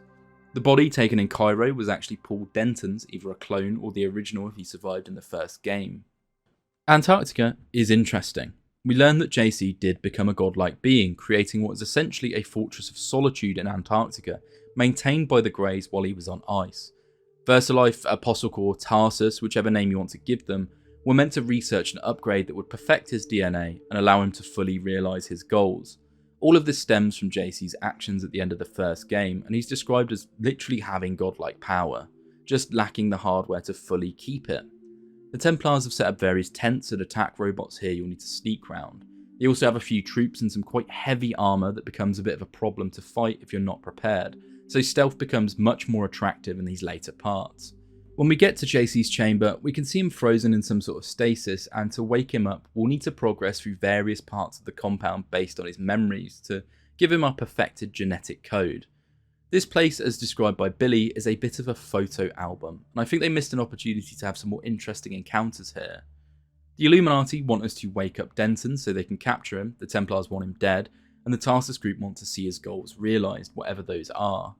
In a room that reflects the Area 51 cloning room, you'll face off against Billy. There doesn't seem to be a way to get around this, but you can knock her out and she'll show up later if you do. I always like that aspect of these older titles, the almost optional nature of some of the boss encounters, and it directly impacting later levels, whether you left them alive or killed them early. My really cheesy strategy for her was just to put mines on the walls and loop around like it was DBD. She did all the hard work for herself. Then we wake up JC. At last, my scientists succeeded. You were the complete solution. My brother Paul was to be upgraded first so that he could carry the infusions through the gate, but there was a setback. You're really J.C. Denton. What happened to your brother? He nearly died 2 years ago. My chief scientist, Tracer Tong, thought that he'd perfected the biomod substrate, but there were recombinant anomalies in Paul. He had to be cryogenically frozen to save his life. Luckily, you and the other subjects at last accepted complete transformation. We ask him what his goals are, and it's similar to Helios' old goals, but he wants to upgrade humanity into what he calls a post-human civilization, by addressing the flaws in human nature and making all beings truly equal in body and mind as a starting point. He raises some sound arguments. Human nature isn't perfect, and if everyone's enhanced, we'd all be plumbed into the Helios AI. It could manage the government, and everyone all the time would be able to feed back instantaneously. You'd lose your autonomy and your identity to join a hive mind that would ensure complete equality and safety for all. It's horrifying, but I can see the for and against arguments, and it's not an entirely evil solution in theory alone. But if all went as planned from a utilitarian standpoint, there'd be no suffering, needs, or war, but no humanity. The philosophical argument goes quite deep here, and I don't think it's as easy as saying this is good or bad, but I wouldn't want it to happen to me, so I would say it's still quite a horrible plan. Each faction then starts to weigh in with requests about their own versions of the future, starting with the Templars with a request for stopping JC, saving humanity. That's the only reason they're waging war on everything right now, and if we do that, they'll disarm and, well, at least stop blowing up cities. The others come slightly later. First, we reactivate a pilot beacon here and get our pilot to head to Cairo and rescue Paul. She was an AI construct created by Tong, and the passenger she's been looking for this whole time is JC Denton. He'll be making preparations on Liberty Island while we handle the odd job. The Templars have overrun Cairo and moved Paul's body to Arcology, the Illuminati sending a man in black with big NCR Ranger vibes to help us destroy Paul. But I'm feeling more JC at the moment, so when I tell them I don't want to kill Paul, they attack me. If you wanted an argument against enforced modification, you can find Leo near the Omar. They expand their numbers by recruiting individuals in a two-phase plan. First, giving them the same augmentations they have, so they look like Cybermen, and then phase 2 is implanting a cortical interface into them, puts them in the hive mind and wipes their individuality. Leo has gone through phase 1 and isn't really interested in phase 2. We give him the money to fly away, ensuring he'll be present in the last mission. We rescue scientists from a nearby mosque and then head to archaeology to find Paul. Clara Sparks was actually meant to be the WTO's assassin, and they've arrested her for not going through with it. You can rescue her if you so choose. You can also talk to Saman, leader of the Templars, about Paul, to join the Templars. If you spoke to the recruiters before, then you could rip the piss out of him. You already joined at the kiosk on level 107, remember? That was a practical joke. You were sincere. Sorry. You felt a spark of curiosity and gave into impulse. I talked to a dweeb in pajamas and laughed my ass off as I walked away. You were an arrogant fool. Things become a lot more combat focused, and the only way to get access to every ending from this point is to save Paul, leading to both the Templars and the Illuminati hit squads to bum rush you. From here we fly to Liberty Island for the final mission. The Statue of Liberty, some sort of holographic structure built by Helios Denton. You can meet the faction leaders from each faction on the island, or head straight to the ruins of the MJ-12 base to the Aquinas Protocol computer. There's an ending for siding with each faction, and one for going around just killing each leader. Rather than going through the nuances of getting to each route, let's just go to the endings. Firstly, there's a secret one. You can see a DX2 rap party in the developer room by carrying a UNATCO flag to Mandalay's toilet and flushing it. Inside you'll see quotes from the developers and all the characters dancing in a nightclub, but no resolution on the ending. When you get to the Aquinas computer by following the normal route, which is a rock solid gauntlet of combat unless you have the cloak augment, you can choose from a few options, uploading the protocol to the Illuminati, the Templars, or Denton himself, each option locking you into an ending and a final quest. Saving before doing this is recommended. Depending on who you piss off with your choice, there'll be more enemies waiting to ambush you, and one faction suddenly allied to you. If you upload to JC, you step into an infusion device sharing the nanotech inside you with every human being across the world.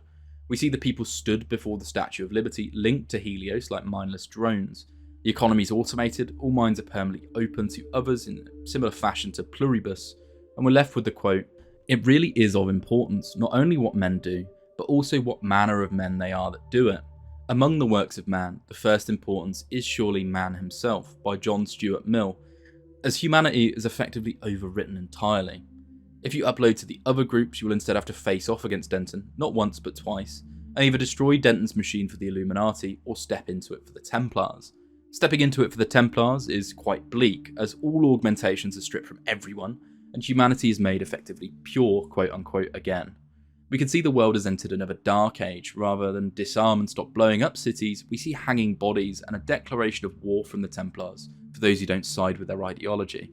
It's not clear the impact of removing orgs from everyone if we've just left a load of people missing limbs and organs, but there was likely a lot of death, and more death to come. We're given the power to the religious fanatics, and we're given the quote, "He that wandereth out of the way of understanding shall remain in the congregation of the dead," by John Bunyan. It's fairly bleak.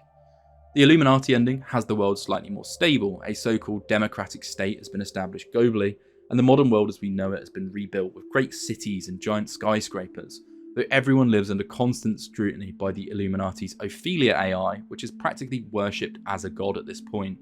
Individuality exists, but freedom doesn't, though the world is stable.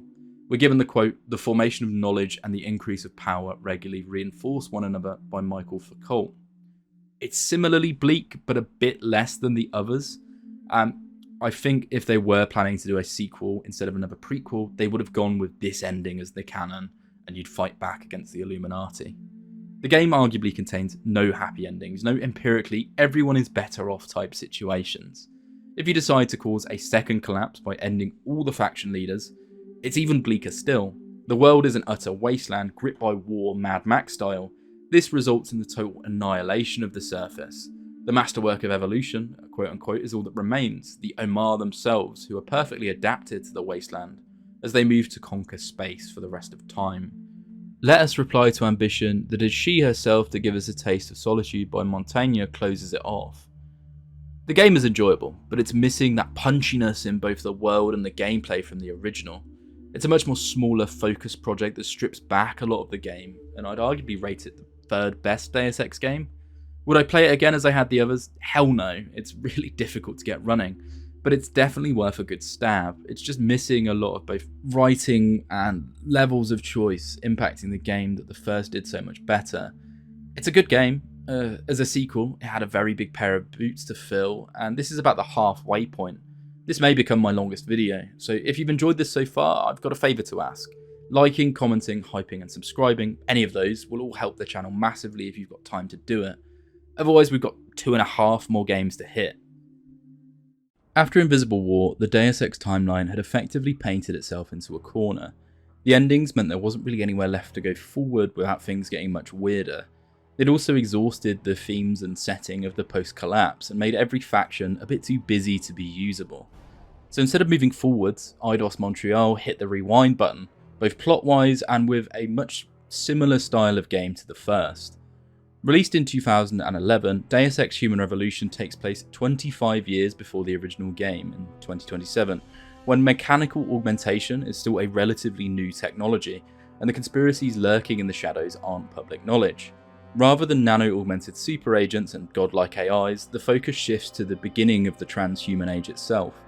Corporations are becoming more powerful than governments, human enhancement is dividing society, and a handful of influential figures are quietly laying the foundations for the world of the first game. Whereas the first two games focused on quite a macro scale, the lens zooms in to be more character focused in these settings. We put back into the shoes of someone who wears a trench coat and sunglasses inside, Adam Jensen, and we're a security specialist working for Sarif Industries, who's about to have the worst day of his life.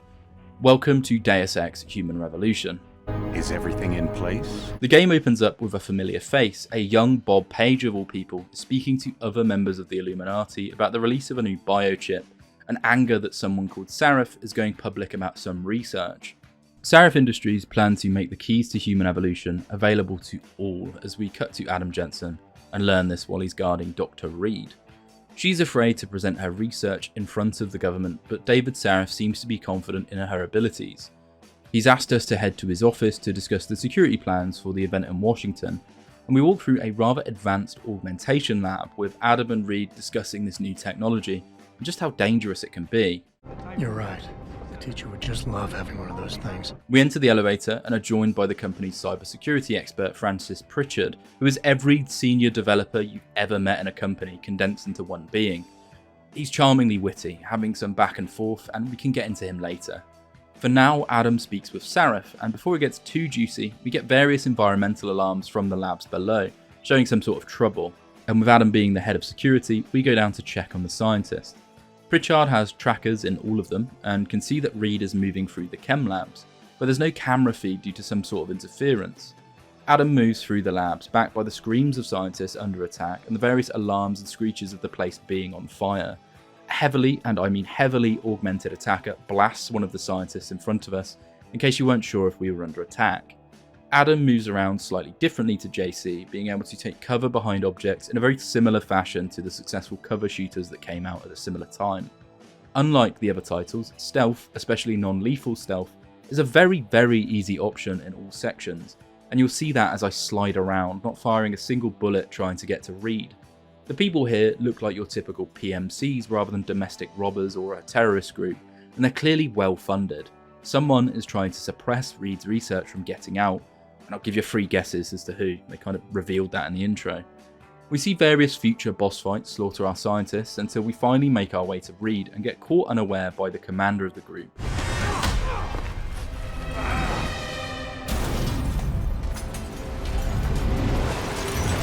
He puts several holes into Adam, who at this point hasn't a single augmentation, and is then shot in the head. The intro credits pan through the extensive amount of surgeries that Adam is given, essentially 90% of his body, all at the bequest of Sarif to Robocop him into a new security manager. The process looks painful, and we can infer from previous games that mechanical augments definitely are. 6 months pass since the attack on the labs as Jensen re-enters his place of work. Long jacket, gravelly voice, and of course the nighttime sunglasses. This is where the game really starts, and you're thrown in with a situation unfolding at one of Sarif's manufacturing plants. First, we need to visit Pritchard, as we've got a few bugs with our HUD flashing. The office is open for you to explore, and you'll find various secrets around, including a conspiracy that someone's selling neuropozyne on the sly, a drug needed to stop augment rejection. Pritchard fixes our vision. Right. We done here? Because Sarif is waiting for me at the helipad. I know. Radicals have broken into our manufacturing plant and taken hostages. He's a bit of a dick about the start of the game. He's actually wanted outside contractors to handle security and blames us for the failure at the start. Now, a word of caution, hanging around too much, Sarif did say lives are on the line, and taking too long here, people will die before the start of the next mission. It's not an unforgiving timeline, but it is rather cool the game picks up on that. Sadly, it doesn't do too much of that impacting the game going forward. We get onto the chopper with our pilot Malik and speak with Sarif. He tells us that anti-Aug purists are attacking the manufacturing plant, but he doesn't buy it, given our latest weapon for a military contract has been moved there, the Typhoon unit. He lets us choose our weapon, lethal or non-lethal, and the range of it too. I went with the close range stun gun. Now, Pritchard chimes in throughout our comlink as a sort of man in the room, and he's a great character as mentioned before, especially as he develops through the game. Stealth is the name of the game here for me, and Jensen has some excellent non-lethal takedowns that pan out if you go that way.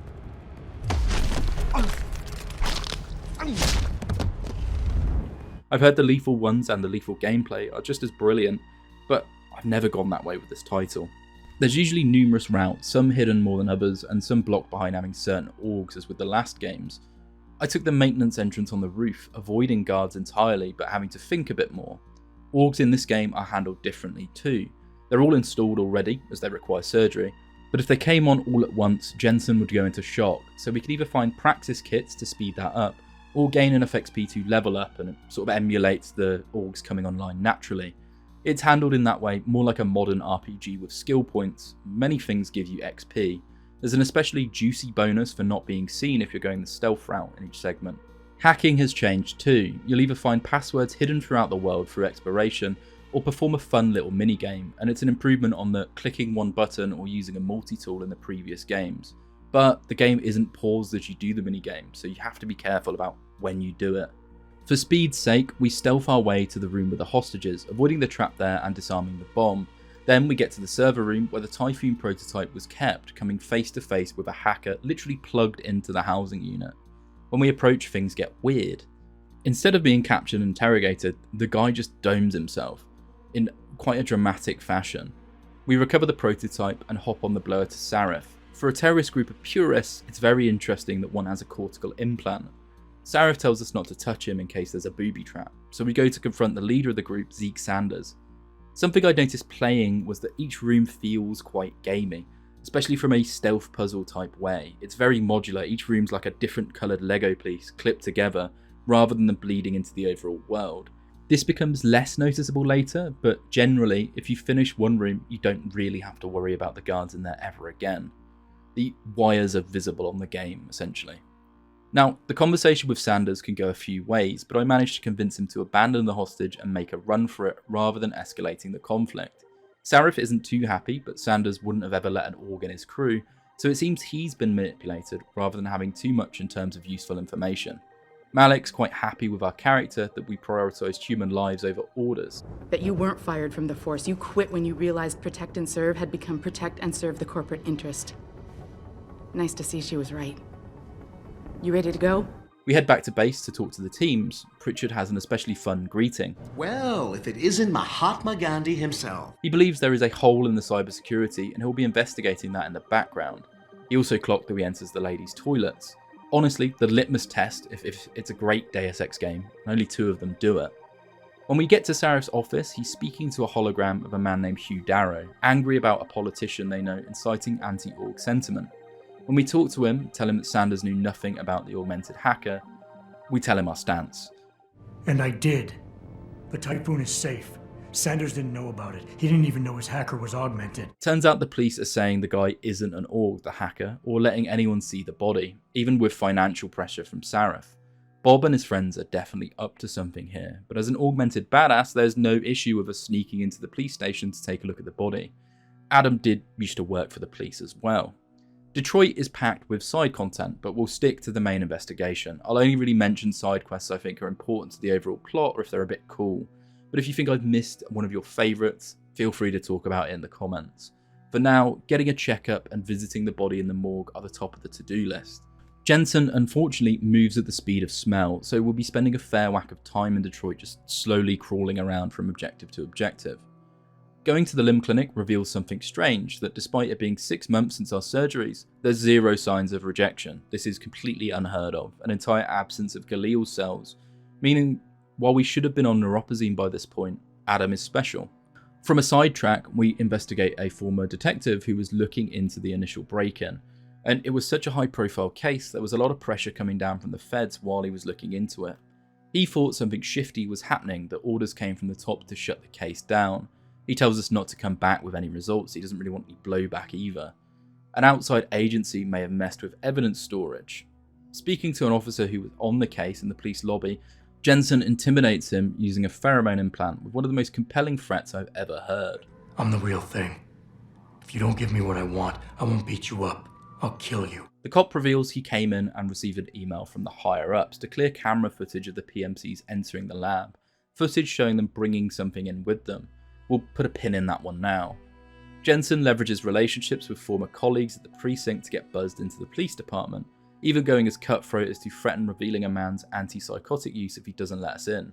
If you go this route, this man will later come and try and kill you because you've lost him his job. Inside, you'll find various emails on the police computers if you've put points into hacking, including dodgy ones showing that someone was suppressing the Sarif case.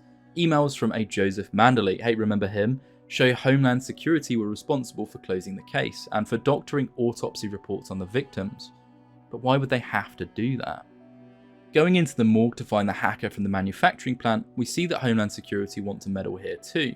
We get in first and pretend to be from there, taking the wet drive with us. Because Sarif's network isn't completely secure, he wants us to look at it in our apartment, though we can also pick up the incident report for the first attack on our way out of here. The attackers were professionals, and with further digging by the detectives being shut down, the autopsy report for Megan Reed shows she was burnt alive, specifically by some new accelerant not publicly available.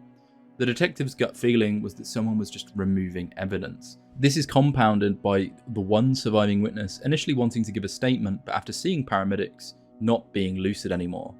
Equally, Megan's research was based on someone's DNA gathered illegitimately, so there's a lot of mysteries for the mystery fire, but no conclusive answers as to what happened that night just yet. We head to our apartment and plug the drive into a console for Pritchard to take a peek at remotely. We discover something confirming what might be obvious already. The hacker shooting himself was manually controlled externally, a human proxy. Whatever he was doing, or whoever was doing the actual hacking, is still around, and Pritchard has traced them to an abandoned warehouse nearby in Highland Park. Only before we can go, Sarif sends us to look into the network vulnerability. A signal is being persistently broadcast from a nearby gang hideout. Poor timing, but we are the head of security and we do have a job to do. En route over, if you saved Sanders before, he'll meet you for a conversation, and our reward from that is a pocket secretary from the proxy, with some access codes for an area much later.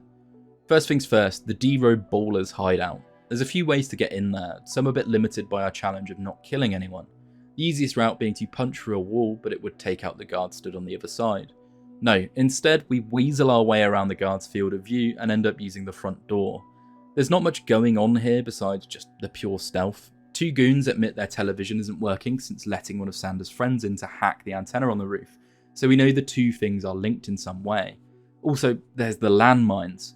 The game doesn't tell you there's a key that makes you walk and that you need to use it to, it's caps lock by the way, to approach the mines slowly and disarm them. Instead, I learned this later on, and so used a much more direct approach. We hack the antenna, making our network more secure, and Malik flies us using a very helpful helipad right next to the end of the mission, so we go to Highland Park. What appears to be an inconspicuous warehouse is proven to be anything but when, as we pass one of the windows at the entrance, we see the super orgs from earlier who put Jensen on a medical table. With them, we see their little PMC friends too. Adam sends Malik away, and we go snooping around before they have a chance to clean house and get away. This cleanup order is given by Mandley. He found out that we messed with the morgue, and the government doctors couldn't get there and forge an autopsy report. Those codes from the hacker become useful here, but what first appears to be just a normal warehouse is anything but when we enter an elevator deep underground. There's FEMA signs everywhere, leagues of soldiers and some very big robots. It's some sort of internment camp, Adam suspects. The conspiracy gets deeper, and Sarif decides to make some calls to his government friends. He's also really, really rich. We move through the rooms, room by room, floor by floor, discovering some impressive hardware and even more emails from Manderley, solidifying this place is tied to the government and the overall Illuminati conspiracy. One room being just wall-to-wall attack robots, right as Jensen comes face to face with the first boss of the game, Barrett. Unlike the previous entries, the boss fights are mandatory, and all the bosses canonically die during the fight, even if you take them out non-lethally. Barrett, like his namesake from Final Fantasy, has a big wrist-mounted minigun. In the director's cut, they changed these fights to allow stealth players to hack various machines and have a bit of an advantage. I didn't know this going into it, so I just blasted him very slowly with the stun gun, methodically even. It took 9 shots or so to do it. Barrett then fizzles like I'd used some heavy ordnance on him. Jensen asked the dying man some questions about why FEMA was after Sarif, but he answers. He gives us the address of an apartment in China to check out before trying to get us with a few grenades and failing. We meet Pequod back at the LZ and head to Sarif Industries to debrief, but before we can get to the boss man, Pritchard tells us that Sarif had created the backdoor in their network, which is exceptionally fishy indeed. We ride the elevator up and find a politician waiting in Sarif's office, Bill Taggart, the founder of the Humanity Front, a pro-human political group. He's very shady too. Perhaps not, but neither can we afford to sit by and watch it happen on its own. Adam's tired of the men above him not telling him what's going on, and so we interrogate Sarif about the security hole, him eventually relenting and telling us he set up the portal to speak to a private detective running a background check on Adam. If he's telling the truth, it's annoying, but he means he's genuinely honest about not being compromised in the conspiracy. He sends us to China, not before forwarding the information he'd got from the private eye, basically revealing our parents aren't our real parents, zero genetic match. Without the game telling us explicitly at this point, it's clear Adam's rare genetics were likely cooked up in a lab, or someone discovered these genetics and sent Adam into hiding as a child. We'll pick back up on that plot thread later, stick it in the mystery fire. For now, we've got to return to the first game. In a trip to China, we visit Hengsha, a very interesting setting, a city with a second city built on top of it. The heart of global augmentation, with Tai Young Medical here, and an extremely intricate and vertical hub zone, the bottom part being entirely dark. It's cool, so cool. Our homeboy Jensen manages to get to the apartment Barrett mentioned, only a PMC group, Bell Tower, a Blackwater stand-in, are being contracted to police the city, and for whatever reason, they're policing this area very actively. Luckily by this point I'm practically invisible at all times, so we can hack into the desktop here, and discover it's a computer used by our hacker from earlier, the one controlling the proxy. Email address is windmill@hackernet, the Dutchman Barrett referred to earlier in a cutscene, and a loose end still living. He's gone to ground, and if Bell Tower are here to arrest him, we can assume that China is compromised by the Illuminati too. There's one place to be here in Hengsha for anyone who's anyone, the Hive nightclub, and under Malik's recommendations, we head over there to hopefully get a lead on the Dutchman. The owner is named Tong Si-hung. He's not the Tracer Tong we know from the original Deus Ex, but he is related to him as we'll see later. When you're in the Hive, you get directed to an old bartender on the top floor who doesn't really want us meeting his boss. He likes toying around with strangers. He's also the real Tong Si-hung, just pretending and having a laugh at our expense. With the Cassie pheromone mod, we can convince him to reveal this and take us to his office. He asks who we work for, and we mention Sarif Industries. He introduces the idea that biotech companies that innovate just a bit too much seem to be failing disproportionately. The Dutchman is in a nearby pod hotel with Malik already there. She leads a side quest about getting vengeance for a friend of hers who was murdered. Again, really fun one. But we're more interested in Van Bruggen, the Dutchman. When we get to him, he tells us he was hired by Tai Young Medical, and he hid evidence of their involvement in a grander conspiracy in the TYM Tower. If we want to get closer to the truth, we'll need an employee card which we can steal from a room in the Red Light District. There's a great side quest there that explores pleasure orgs and criminal elements too. When we give the Dutchman the card back, he hacks it so we're able to enter TYM Tower, though the badge will only get us into the lower city factory element, not the upper city parts, and so we'll need to use our usual tactics. Of course, this is about the time for the baddies to show up, drop podding inside the pod hotel. Bruggen asks for a weapon, but because I've been just using my stun gun, I don't even have a spare to give him, so he's left in the lurch as we try to sneak back out. A much harder task than you'd initially anticipate, really requiring you to take the longest route possible to avoid being seen. Like, here's what happens if you try to just drop down towards the exit.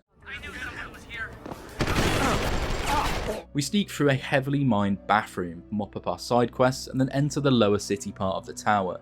Fortunately for us, an employee there nearly tops themselves in a workplace accident, and by saving them we can get past the first guard by invoking their name and a favour. Then really it's mostly just cameras and automated defences to sneak past. The few guards you encounter actually blocking your path are usually on their own, meaning you can just give them the Batman treatment. Once we're in the lower to upper section elevator, Pritchard calls us asking what we're looking for and gives us a warning it's probably heavily guarded. Who'd have seen that coming, right? The upper floors we start in are actually public facing and have a view of the sun, unlike the shaded Undercity. This section was one of the most memorable for me, requiring a bit more brain power than the usual sneak past and trank goons on their own. I'd found a route I'd entirely never saw as a kid by hopping up on a vending machine to skip a floor entirely. As long as you're not absolutely blatant, you can quite painlessly walk around, even manipulate some of the guards for information. Tell me, is that the only security room monitoring the data core? No, there's a second one inside. Getting to the data core room, not only will you find the Dutchman's evidence, but also a few email consoles with evidence in case you weren't trusting him specifically. Getting Sarif on the blower to watch it with us. It's video footage revealing that the lab tech whose deaths had all the evidence scrubbed were actually kidnapped and taken elsewhere. Megan Reed, our ex, is still alive to the happiness of the team. Sarif wants us to get the real scoop from Zhao at the top of the tower, and when we get there she pretends she knows nothing. She claims she's being extorted by people above her, that she wanted no involvement at all, revealing there's a conspiracy bigger than herself to Adam specifically, one that allegedly Sarif knows about. In his, and I presume it to be just the horn dog confusion, Adam lets Zhao get the upper hand on him and call in her troops while she hides in a panic room. We sneak past some exceptionally well-armed goons, kill a couple of giant military-grade robots with EMPs, and then we fly to Picus HQ, Picus being essentially the World News Organization, a company that Zhao cites for turning off the trackers and the scientists, or at least blocking the signal. We drop off on the roof and make our descent into the place, planning to interrogate the most famous woman on the planet. Only as we descend through the 24-hour news station, nobody's home, and the email consoles all mention they've been told to clear out. Adam doesn't bother to inform anyone of this, instead getting to Eliza's office as the cameras roll.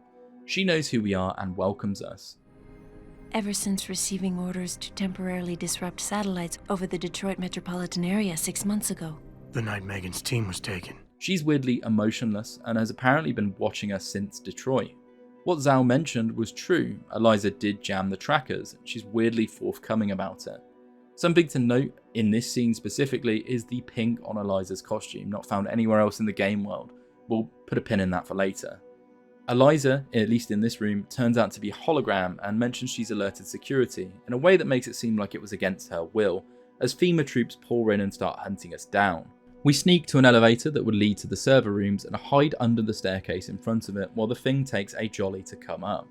As we ride it down, Pritchard tells us the security system here is special, advanced, seemingly adapting on the fly, guiding what Pritchard can and can't find, and it's something he's never seen before.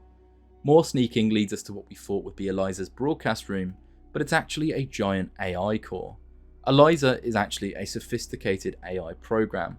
Now, the pink makes more sense, a colour many softwares use to indicate a missing texture, or the room we looked in first for her being room 404, some little nods by the developers. She's been questioning her programming since the day she started watching us. She was engineered to monitor communications and data streams and put a very big spin on it for the people in charge, controlling what the public can and can't see. She's quite forthcoming with who she works for, mentioning Zhao, but also that there are others. When we ask about the kidnapping, she says she can't tell us. Then we fight Stealth Rihanna. This member of the augmented troops who attacked at the start will constantly cloak and rush us with a pair of machine guns. She never speaks, and the only voice we hear is Eliza's commenting on the fight as it progresses. There's meant to be a way to release gas in this room. I didn't find it, rather making use of the stun gun and some electrical vents from the servers to shock the woman into submission. When she goes down, she tries to aim her gun at us, but we steal it as she bleeds out. Eliza asks us if we'll save her, but Jensen's not exactly rushing to do such. With her down, Eliza tells us Reed and the others were taken and that they'd vanished from the global grid after Bill Taggart's aide of all people removed their implants. He was a skilled trauma surgeon working with FEMA. Eliza seems to have an inkling that Sarif knows more than he's letting on, and gives us an encrypted data log. I know this guy. He's Bill Taggart's aide. One showing a conversation between Taggart's aide and the FEMA people. We have more questions for Eliza, but she disappears. We hop onto the chopper with Malik to head back to Sarif, Detroit now being overtaken with a riot, one focused outside Sarif Industries, removing that area from the hub in terms of us walking there. We allegedly can't land at HQ, but luckily Sarif has arrived at our apartment, saving us a trip. When we speak to him, Adam is rightly annoyed, and we ask Sarif to finally come clean with what he knows. I suspected, but these people? They're like ghosts, always in the shadows, always hiding behind lies and proxies. Sarif does. He tells us about the Illuminati, or at least that he suspects them, and that they suppressed Megan's research from getting out. He didn't know she was still alive though, and he has a bit of a Freudian slip about the research. So we can all become like you. Like me? Like... you are. More than human. Taggart is giving a talk nearby, and if we find his aid, we could probably find the missing scientists. On the sidetrack, we meet the private investigator who was looking into Adam before he was hired, right after he'd nearly been killed by the Secret Service. When we check his storage locker, it confirms two things. One, that Adam had actually originated at a place called White Helix Labs, a place that's now burned down with no evidence remaining. Others looking into Adam were prevented by a hacker named Nuclear Snake, who in the sequel we learn to be Pritchard. Seems he had our back despite pretending he didn't like us. We later learned that a woman working at White Helix Labs had taken Adam away and put him into the care of his foster parents, and it was made to appear that Adam Jensen was a normal child hidden from the Illuminati. You could infer from these points that Megan's research was based on Adam, and you'd be correct. To get to Sandoval, Taggart's aide, we interrupt Taggart at a conference centre, and thanks to the pheromone augment, we know the exact right things to say to embarrass him in front of the press and make him talk to us in a back room. He directs us to where we'd find Sandoval and mentions he's related to Zeke Sanders, the guy from the manufacturing plant attack. When we go to find him, you might fall for a very clever trap from the anti-orgs, including Sanders. Flash warning, I loved it.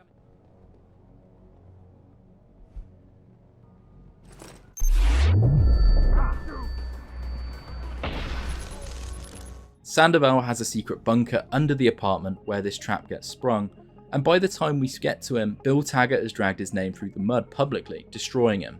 We ask him where the scientists were taken, and Sandoval tells us he never knew. He didn't even manage to get the trackers out, only changed the frequency on them. We convince him not to top himself, and then rush to the chopper to get flown to Sarif HQ. Pritchard, who we'd really like to see, isn't there, but we could take the elevator up to Sarif's office and find a very slimy, rich British man sat in Sarif's chair, a load of bald-faced bodyguards that kinda harken back to the original WTO super soldiers. He asks us if we found our scientists and taunts us really. See, this is Darrow. He'd invented mechanical augmentation and is currently working on fixing global warming.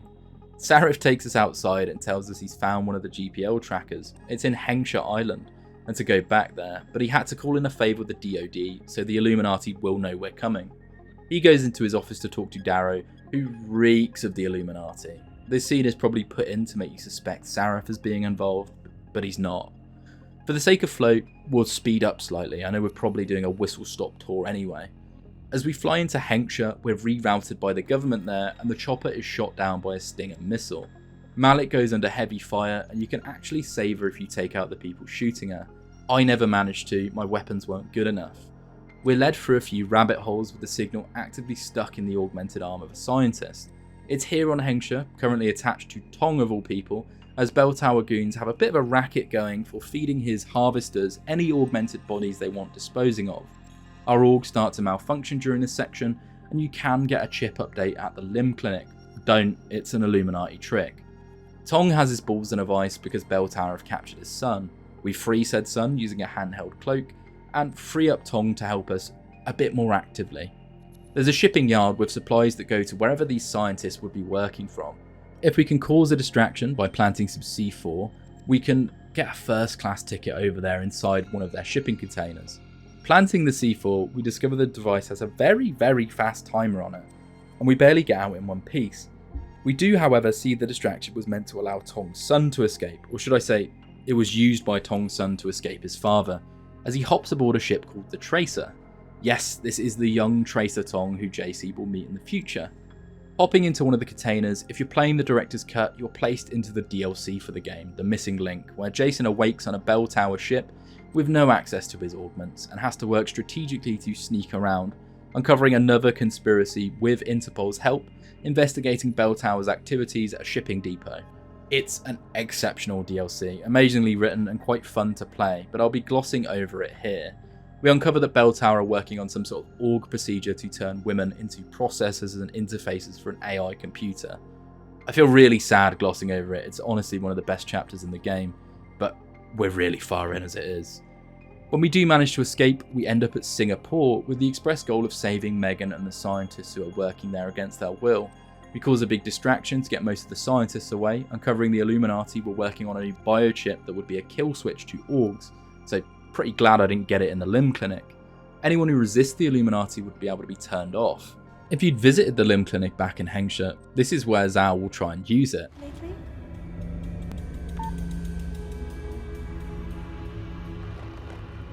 Let me guess. That was supposed to shut me down, right? Leave me broken and begging. But that's not working. Instead, the leader of the Org hit squad fights us here, as naked as a robot man can be. He goes down like a sack of spuds and tells us we've lost Megan for good. He's not wrong too, as when we find her, she's living the life of Riley. She'd given her research over to the Illuminati, revealing the great discovery that makes, and telling us the origin is from our DNA. Hugh Darrow spoke to Megan and convinced her the research shouldn't be released. He'd revealed the Illuminati plan about the biochips and kill switches to her, and allegedly told her he would make sure the plan failed. He definitely does that. Forgive me.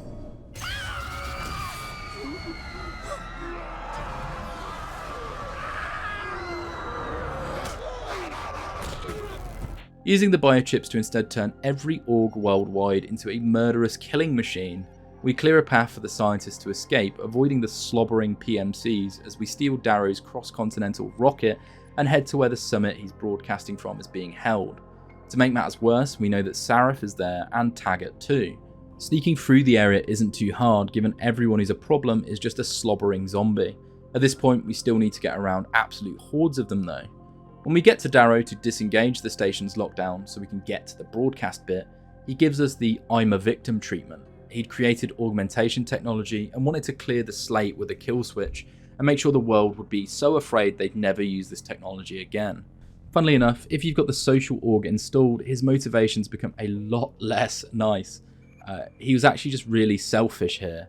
He was one of the few people who were genetically incompatible with orgs and just didn't want to be left behind. He really tries to make you believe his intentions are noble until you point out something as obvious as he's got a leg brace on, but he invented augmentations. From here we move to the ending sections, Jensen working his way to the bottom of Panchaea and discovering that the Illuminati had created a rather monstrous AI down there, a sort of precursor to the Hyron project.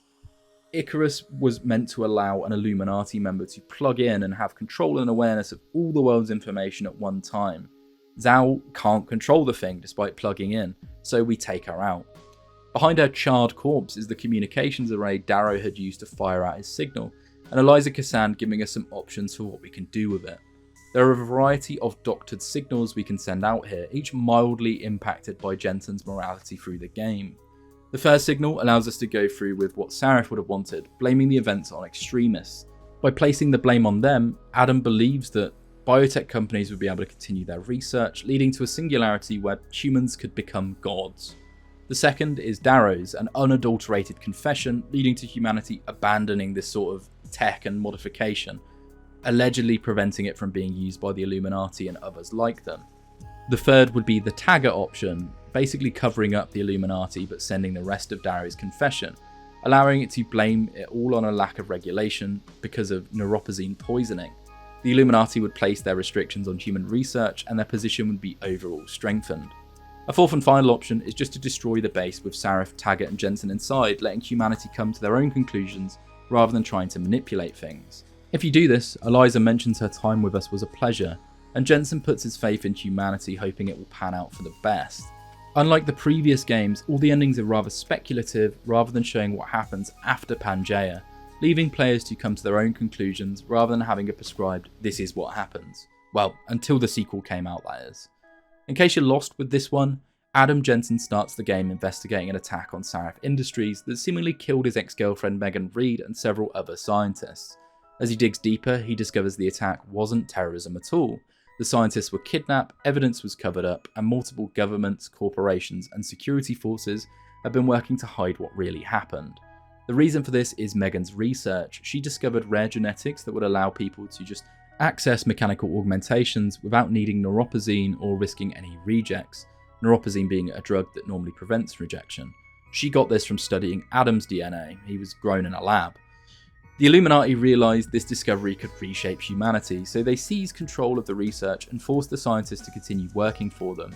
Along the way, Adam uncovers a vast network connecting FEMA, Bell Tower, all the big players into being in the Illuminati. Their long-term goal is control. They're developing technology to put a kill switch in orgs, and at the same time trying to create an AI they themselves could integrate with. Meanwhile, Hugh Darrow, the inventor of all this technology, kinda goes rogue, trying to make you believe he's horrified by where augmentation's going, but he's just jealous he can't get the tech himself. He uses a biochip update distributed worldwide to turn all the orgs into mindless killing machines. Millions lose control of their bodies, billions even, and begin attacking those around them. Adam tracks the source of this signal to Panchaea, a massive Arctic facility built by Darrow. There he learns the truth.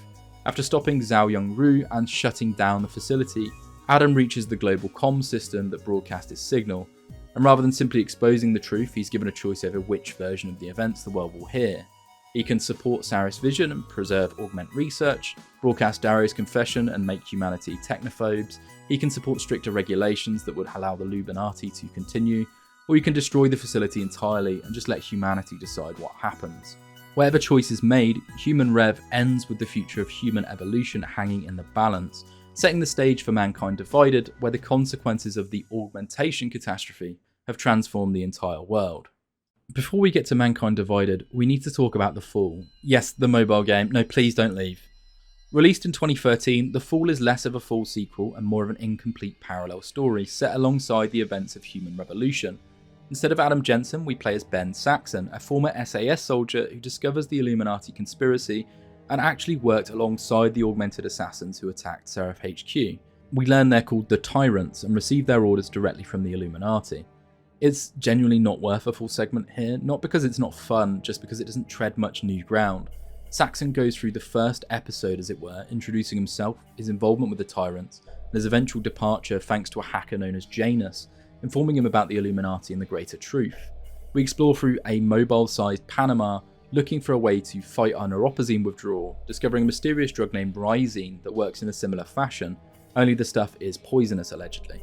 He used a Bell Tower pilot, Alex Vega, a character in many of the books of the series, and eventually a main character in Mankind Divided, to escape after a failed attempt at warning an inspector for the WHO that his life is in danger. The game ends with the baddies apologising to Bob Page for failing to kill Saxon, and then states to be continued, but it never got any more episodes. I think it was actually meant to adapt some of the books when we look at some of the dev footage, but just never got any legs. There, I spoke about it. Now we can get into my controversial opinions on Mankind Divided, which is actually my fourth favourite entry to the franchise. At the end of Human Revolution, Adam Jensen exposed a conspiracy that reached the highest levels of politics, business, and science. Millions died, but just like all the other games, can you guess which ending was canon? That's right, all of them. The truth was buried beneath competing narratives, regardless of what message you'd sent out, and humanity's relationship with augmentation was changed forever. Adam does blow up Panchaea, or it blows up on its own, and he barely escapes. The devs mention in a design doc that when they were looking at the endings, they would have gone with Adam just blows things up, if that eases any curiosity, but they're all canon. Released in 2016, Deus Ex Mankind Divided takes place 2 years after the Aug incident, the events that saw augmented people across the globe lose control of themselves and slaughter innocent civilians.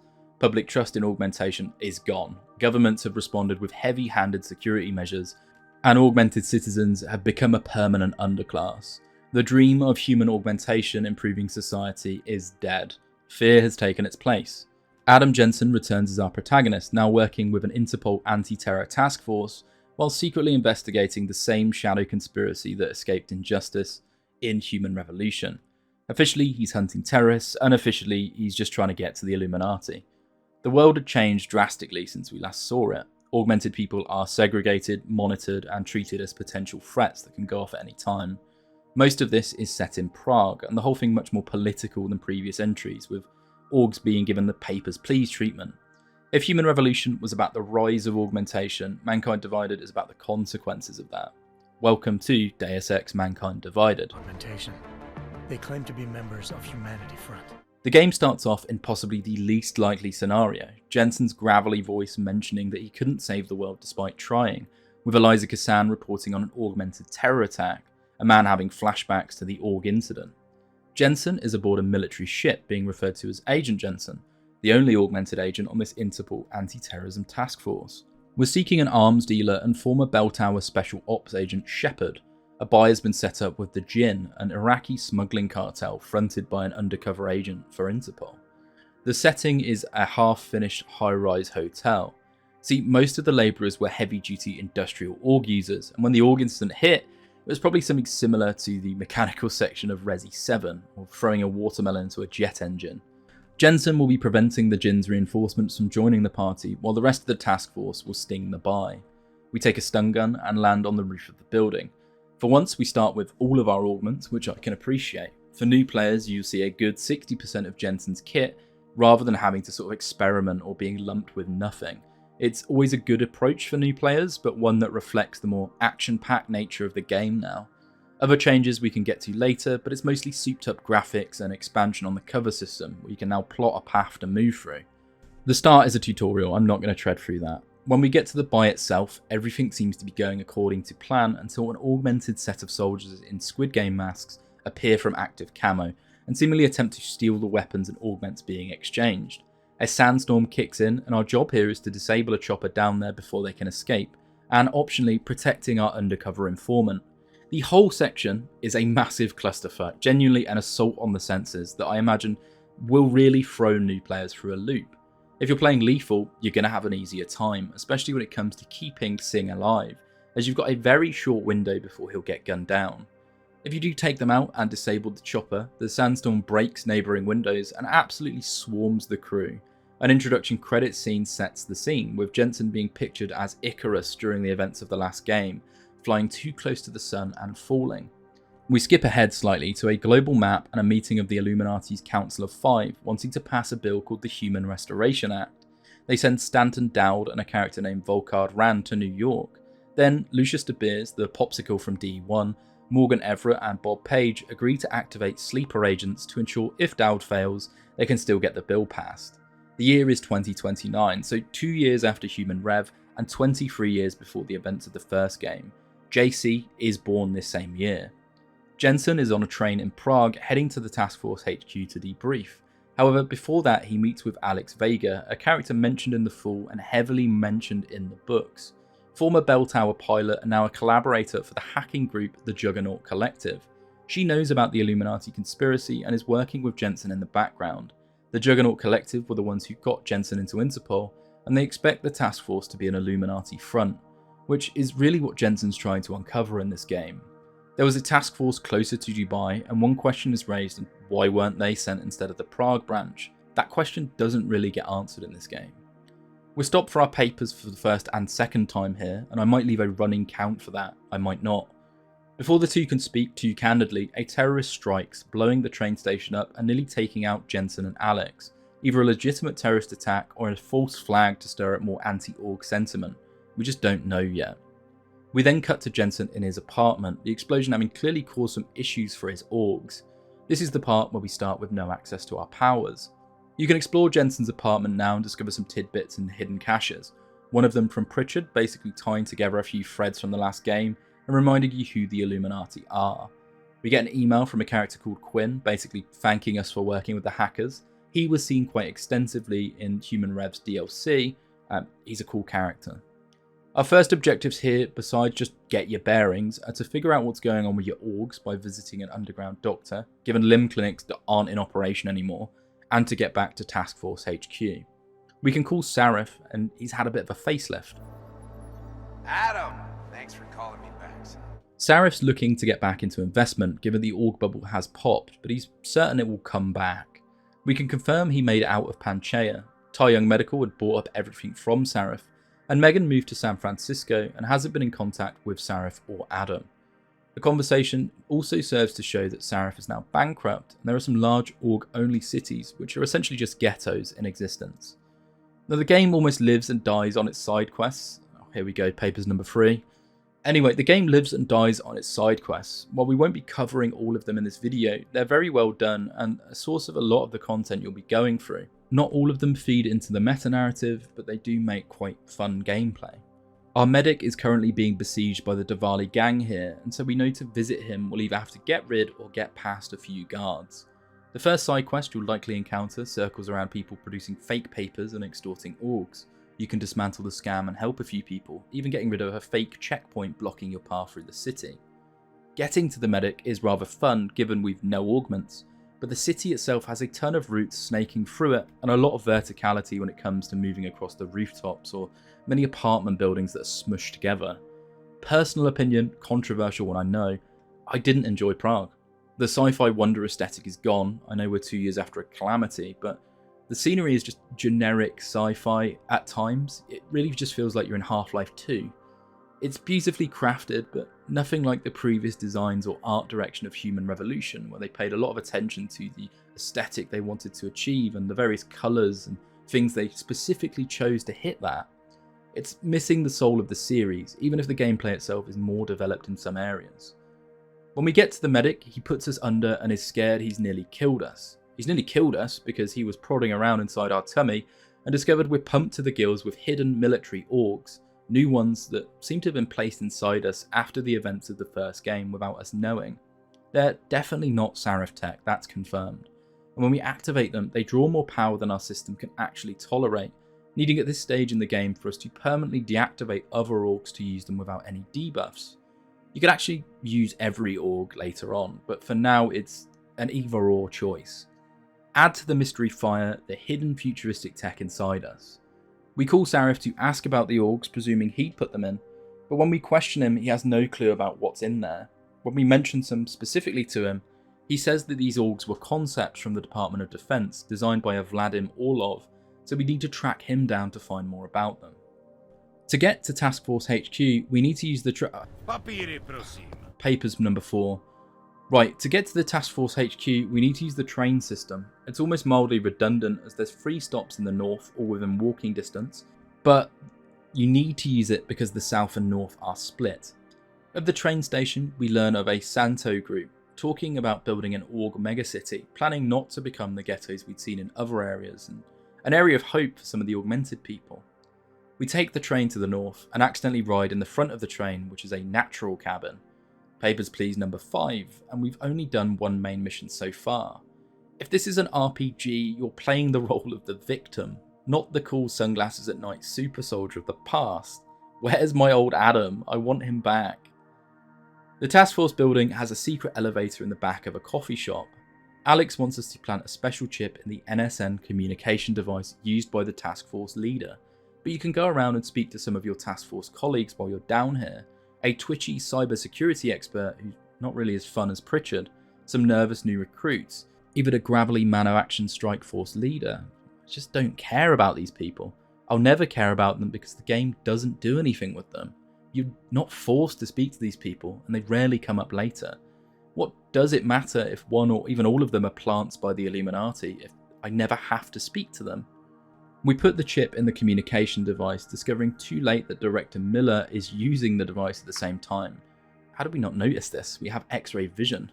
Well, Director Miller asks us to come into his office, and he checks that we're not going all cyber psycho. He's not seen us put the chip in, don't worry. He's angry about politics. See, the state police don't enjoy working with Interpol, and Miller wants us to look into the train station attack while one of our colleagues looks into the Dubai stuff. Adam isn't happy about this, but when you get a 9 to 5, this is what happens. You're putting me on the train station attack? Not Dubai? We complete a side quest to prevent an underground news organisation from revealing the existence of the task force. These people will later become the Silhouette terrorist group in DE1. Then we take a train over to the scene of the terror attack. Our forensics man Smiley has been pushed out by state police despite this being our crime scene. They accused him of tampering with evidence, but he suspects they're doing the same. Smiley has been sleeping with a policeman's wife. No wonder the interforce relationships are a bit strained. They have a scan of the blast area at the crime scene, which Smiley would really like us to collect. I did this mostly silently by crawling through vents and avoiding direct conflict. I did accidentally electrocute one police officer to death, but the ones in power armor are a bit trickier to take out any other way. None of the police talk like they're involved in any conspiracy, no emails nearby hint that either, it's just a fairly quick in and out job. We get the drive, accidentally ride the wrong train car again, and Papers, Please number 6. Why did they make it unskippable? At least buy me dinner before you take me for a ride, do you know what I mean? We disrupt a drug ring on the side, producing a narcotic that kills augmented people, and then we return to the Task Force HQ. Vega wants to talk to us about audio recovered from the NSN, and Smiley's happy to receive the scan from the bomb site. Because we killed that one police officer, Miller accused us of going psycho, and so he wants us to speak to the new psychologist there. Fair point. We have to speak to her before we're cleared for active duty again, and she asks us to talk about the past. I would argue this would be a great point to play the prison DLC, but we can get to that later. See, the game's got some bad press for cutting out missions from the game and repackaging them as DLC. Anywho, we talk about the events of Human Rev with the psychologist, including the events from Panchaea without directly mentioning the Illuminati, clearing us for the field after determining we're psychologically sound. Vega meets us in a burned down limb clinic, specifically in the basement, so she can sneak to and fro with her active camo. We ask her how she joined the collective, and she mentions she was saved in Panama by Janus. Then she plays the audio from the NSN. Sending your team to Dubai was my call, but now we need to go by the book. Focus on ARC. I believe Mandalay is telling Miller to check on the augmented terrorist group ARC, blaming all the terrorist events and Dubai on them, though Miller gives some pushback, asking for a report and stating that ARC doesn't operate in North America, one of the terrorist attacks Miller's lumping in with the rest. He plans to send us to Gollum City, the Udalet complex, a ghetto for orgs, to investigate the ARC and their leader, especially given their break-in of the VersaLife complex in America, which again Miller said was impossible, and Alex says never happened. When we get to the helipad, Miller tells us the train station bombing involves bags used by the ARC. Bags, that's what you're sending me out on. Anyhow, we meet our new pilot Chicane, a rather grumbly South African man with a permanent limp thanks to the org incident. Miller wants us to bring the ARC's leader in, though they've got a fiercely defended compound that they physically own. They had a bit of a plea deal with the police, so the police can't just barge in. We've got a UI there in Sokol, who's meant to be our ticket into the compound. We fly over, and the place is the most cyberpunk shanty you've ever seen, looking almost like Hengsha in some of its design. Nothing screams this is the future, but the sheer scale of it. We land among some of the huts, and as we... Papers, please, 7. I get what you're trying to do. Please stop locking me in this cutscene. Welcome to Gollum City, Clank. Finding Sokol is a fairly easy jaunt. He's been captured and banged around by the police, who seem to have a fun hobby of abusing the clankers here.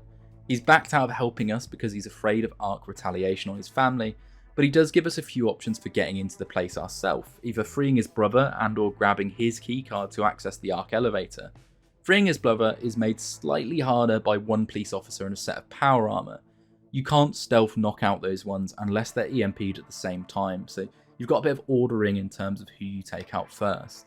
All the cops need to be taken out to free the brother. He tells us the passphrase to get into ARC territory, so we use that route and take the elevator up. We then enter the Throat, a fun name for an area, where we encounter the largest ARC soldier I've ever seen. Viktor Marchenko, a mysterious enforcer for ARC, with enough hardware to make ours look like software.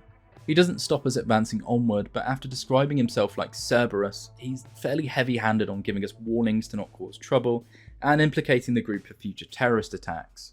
Still, he lets us pass and we advance further, with our informant giving a lovely warning to the group that Interpol are coming, scared they'll be arresting the leader, Talos Rucker, Talos another Greek mythology reference, a protector. Now, the scuttle to climb up the tower is really fun. There's a lot of interesting paths, and I really enjoy how they work the verticality in without turning it into a ladder climbing sim. In one of the email inboxes, we can find an email from Marchenko to a man named Marek, asking him to engage in a special task for him, and calling Talos a weak leader in this time of war. Talos has also sent a newsletter round telling everyone to be on their best behaviour lest they do more damage to the potential org rights, not a terrorist newsletter. Marchenko's email terminal, his personal one, involves some smuggling party favours for him from an unknown group. There's also someone called Roland Gala asking Marchenko to do some work for Orlov, the guy we suspect was involved in our mystery orgs, so he's immediately upgraded to person of interest. We enter Talos' office, he lets us inside, planning to talk with us and telling us he's unarmed. He thanks us for not killing his friends on the way up. He knew after the train station attacks they would send someone after him. and asserts that ARC are a non-violent organisation. You cannot speak to me of peace or fairness. We try to persuade him to come with us, but he knows that if he comes with us, he'll be made to disappear. It would be better for him to just die and be taken as a martyr than to fade out of existence. He seems to be aware that the world is being governed by people in the shadows, the Illuminati, which is quite interesting to see from a character not in Adam's immediate circle. Before we can convince him one way or another, he tells us he was also looking into the train station bombing and thinks that someone hiding in Golem City was responsible. And then the poison kicks him. Something exceptionally lethal by the look of it, as Rucker dies and his goons try to cut the doors open to get in. You can either persuade him earlier or find a key card in his office to a hidden side room. Inside there's a pocket secretary from Joseph Mandley ordering someone to deliver the orchid, whatever that is, and then maintain cover. To actually sneak away now with all this chaos coming on is rock hard and a fun challenge. The place is swarming with not only ARC members but flying drones on the prowl. I died many times trying to get away before the solution sort of clicked for me. When we do get away, we dash to the chopper with Marchenko watching us leave, smirking like he's just had some small victory. I suppose he did think Talos was weak. Miller is waiting for us when we arrive back at base, angry that Rucker died, and we accuse him of setting us up. Rucker dropping dead just as we arrive is very fishy, and it was Miller's call to send us in. He's offended that we said that, stating the only reason he sent us is because we're the team's best. Miller had ran Marchenko through the eye-link but found nothing. He's a ghost, but he's our suspect number one for killing Rucker. With no leads left in the train station attack, we decide to see what Smiley had uncovered about the explosives used there. All we recover is that the bomb's timing mechanism was made using a Stanek wristwatch. These things are custom made locally, so we have someone we can pay a visit to. At the same time, side mission wise, we get a lead on Orlov's apartment, and it's right behind Task Force HQ. Inside we find what we presume is a dead Vadim Orlov with a Tai Young medical vault key on him. On an email console we can see a back and forth between someone called Madame Photograph stating that they were watching someone nearby, and I guarantee it's Adam. On Orlov's console we can see his orgs were actually the foundations of nanotech augmentation, probably the foundations of the research that went into the Denton's orgs. In his safe we find a medical report of the Jensens, and we are being spied on it seems. We check Miller's apartment too while he's out of town, finding a secret room in the apartment and an access card for his NSN. There's no dirt here incriminating Miller, even in his secret room. So at this point, we're into finding Nomad Stanek, the creator of the watch used in the bomb, and speaking to Vega about Versalife's break-in. Stanek is in deep doo-doo with the same cartel that attacked our doctor, the Diwali, and we escape a death trap made for him. There's bomb-making materials in his apartment, but they actually belong to his daughter. Vega meets us in the stupidest spot right behind Task Force HQ, where we know someone was spying previously. She tells us that Versalife's Roseka Beach facility had a lab assistant poisoned, and that RX works there now. Yay! We give our Ruckers evidence to look over in the meantime. While Miller's out of town, we use his NSN device to check the logs on what was discussed. It's a bit of a romp that harkens back to activating JC in Invisible War, only instead of it being a photo album, the place is just made out of blank marble and granite, geometric shapes. It does allow us to see a conversation with Miller and a young Joseph Mandley, showing the audio we already recovered. But after that one, we get to see a call between Mandley and Bob Page setting up a fake break-in at Versalife, and mentioning their man on the inside of ARC. They plan to kill Rucker, which we know at this point had succeeded. Getting out of the NSN, we're caught red-handed by the psychiatrist in Miller's office. She'd also broken in there, so neither of us can snitch on the other. It's just a bit suspicious why she's here. She says she's concerned about an undercover informant. Well, look at this. Papers, please, number 8. Our next mission has us meeting with Janus in an abandoned lot, and we thought it would be face-to-face, but instead we're doing it hybrid. He tells us who Bob Page is and gives us an idea of breaking into the Palisade Bank and Versalife's vault within it. As we're talking, Nathaniel Brown and the Santo group, the Gulag people, are also mentioned, but the site becomes compromised and we have to escape past a few drones that have come looking for Janus.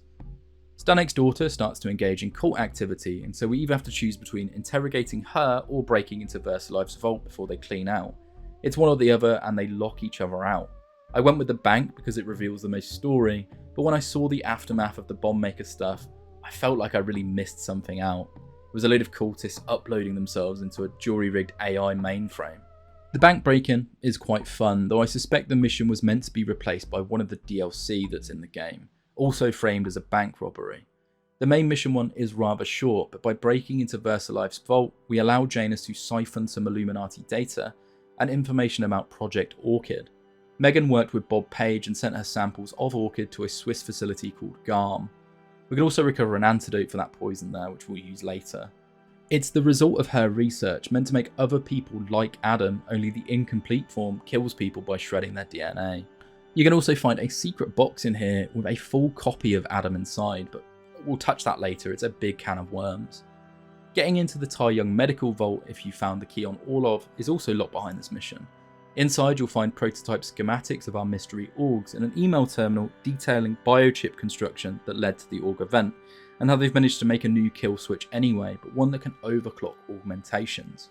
I believe this one's probably in Adam, and that would kill him by triggering the overclocks and activating all these new orgs that we know we can't power fully.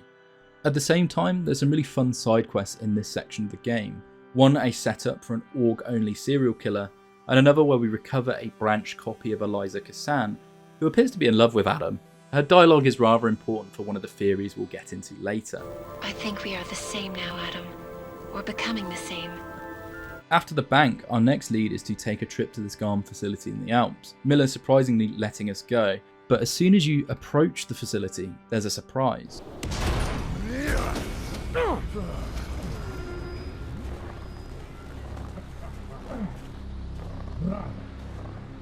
You really must avoid taking those wrong turns. We get jabbed with Orchid, but it's not lethal because it's based on us. We're given the choice to call Alex or Miller if we're still alive, and calling Miller starts a base alarm, which many players theorise that Chicane is the mole for the Illuminati, and he tells the group that we're still around. The GARM section basically sets up that Marchenko's leading a special task force called Storm Surge, using all these handy-dandy new military augmentations.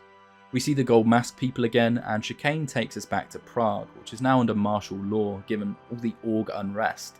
It's not as fun as when they turned the hub areas hostile before, probably just because I don't like Prague's map, it's as simple as that for me.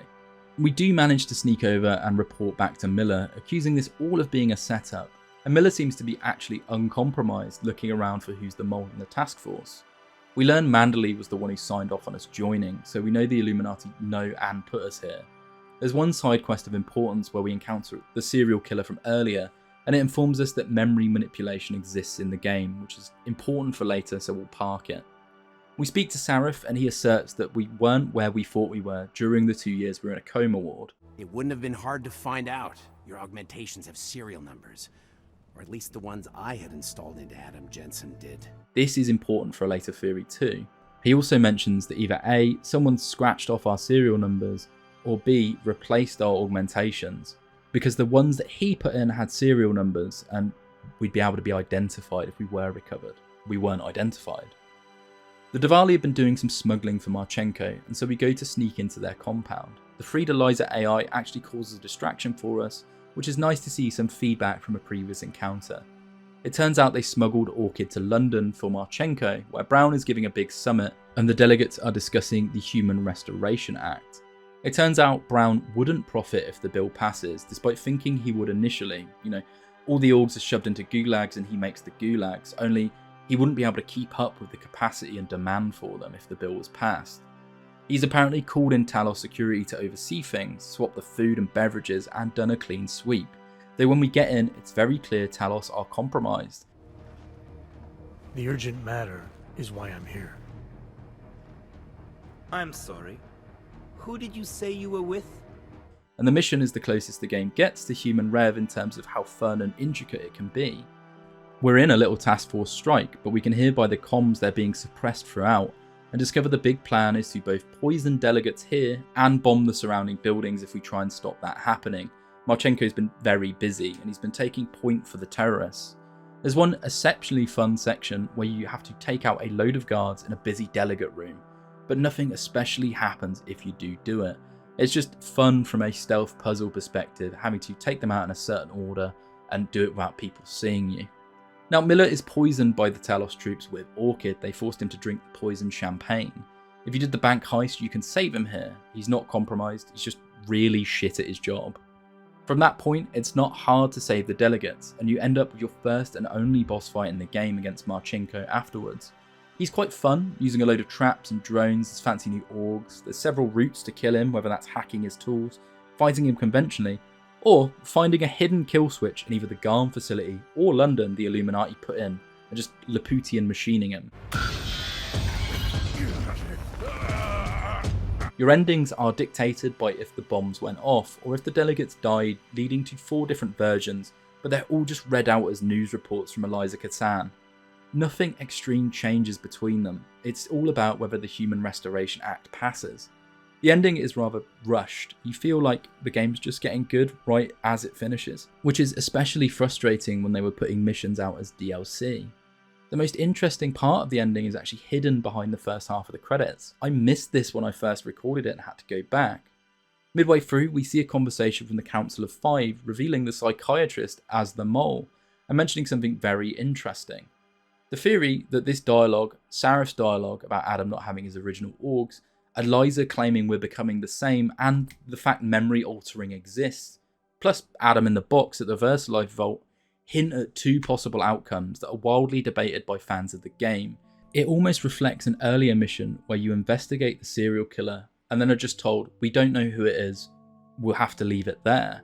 We're lacking information that either a latter half that's missing from this game or a sequel would have given us, that either the Adam we're playing as is a clone with memories implanted in him to be used by the Illuminati to get closer to their enemy Janus, or that Adam has had his memories altered, his org swapped to hide his identity, and again is being used by Illuminati to get closer to Janus.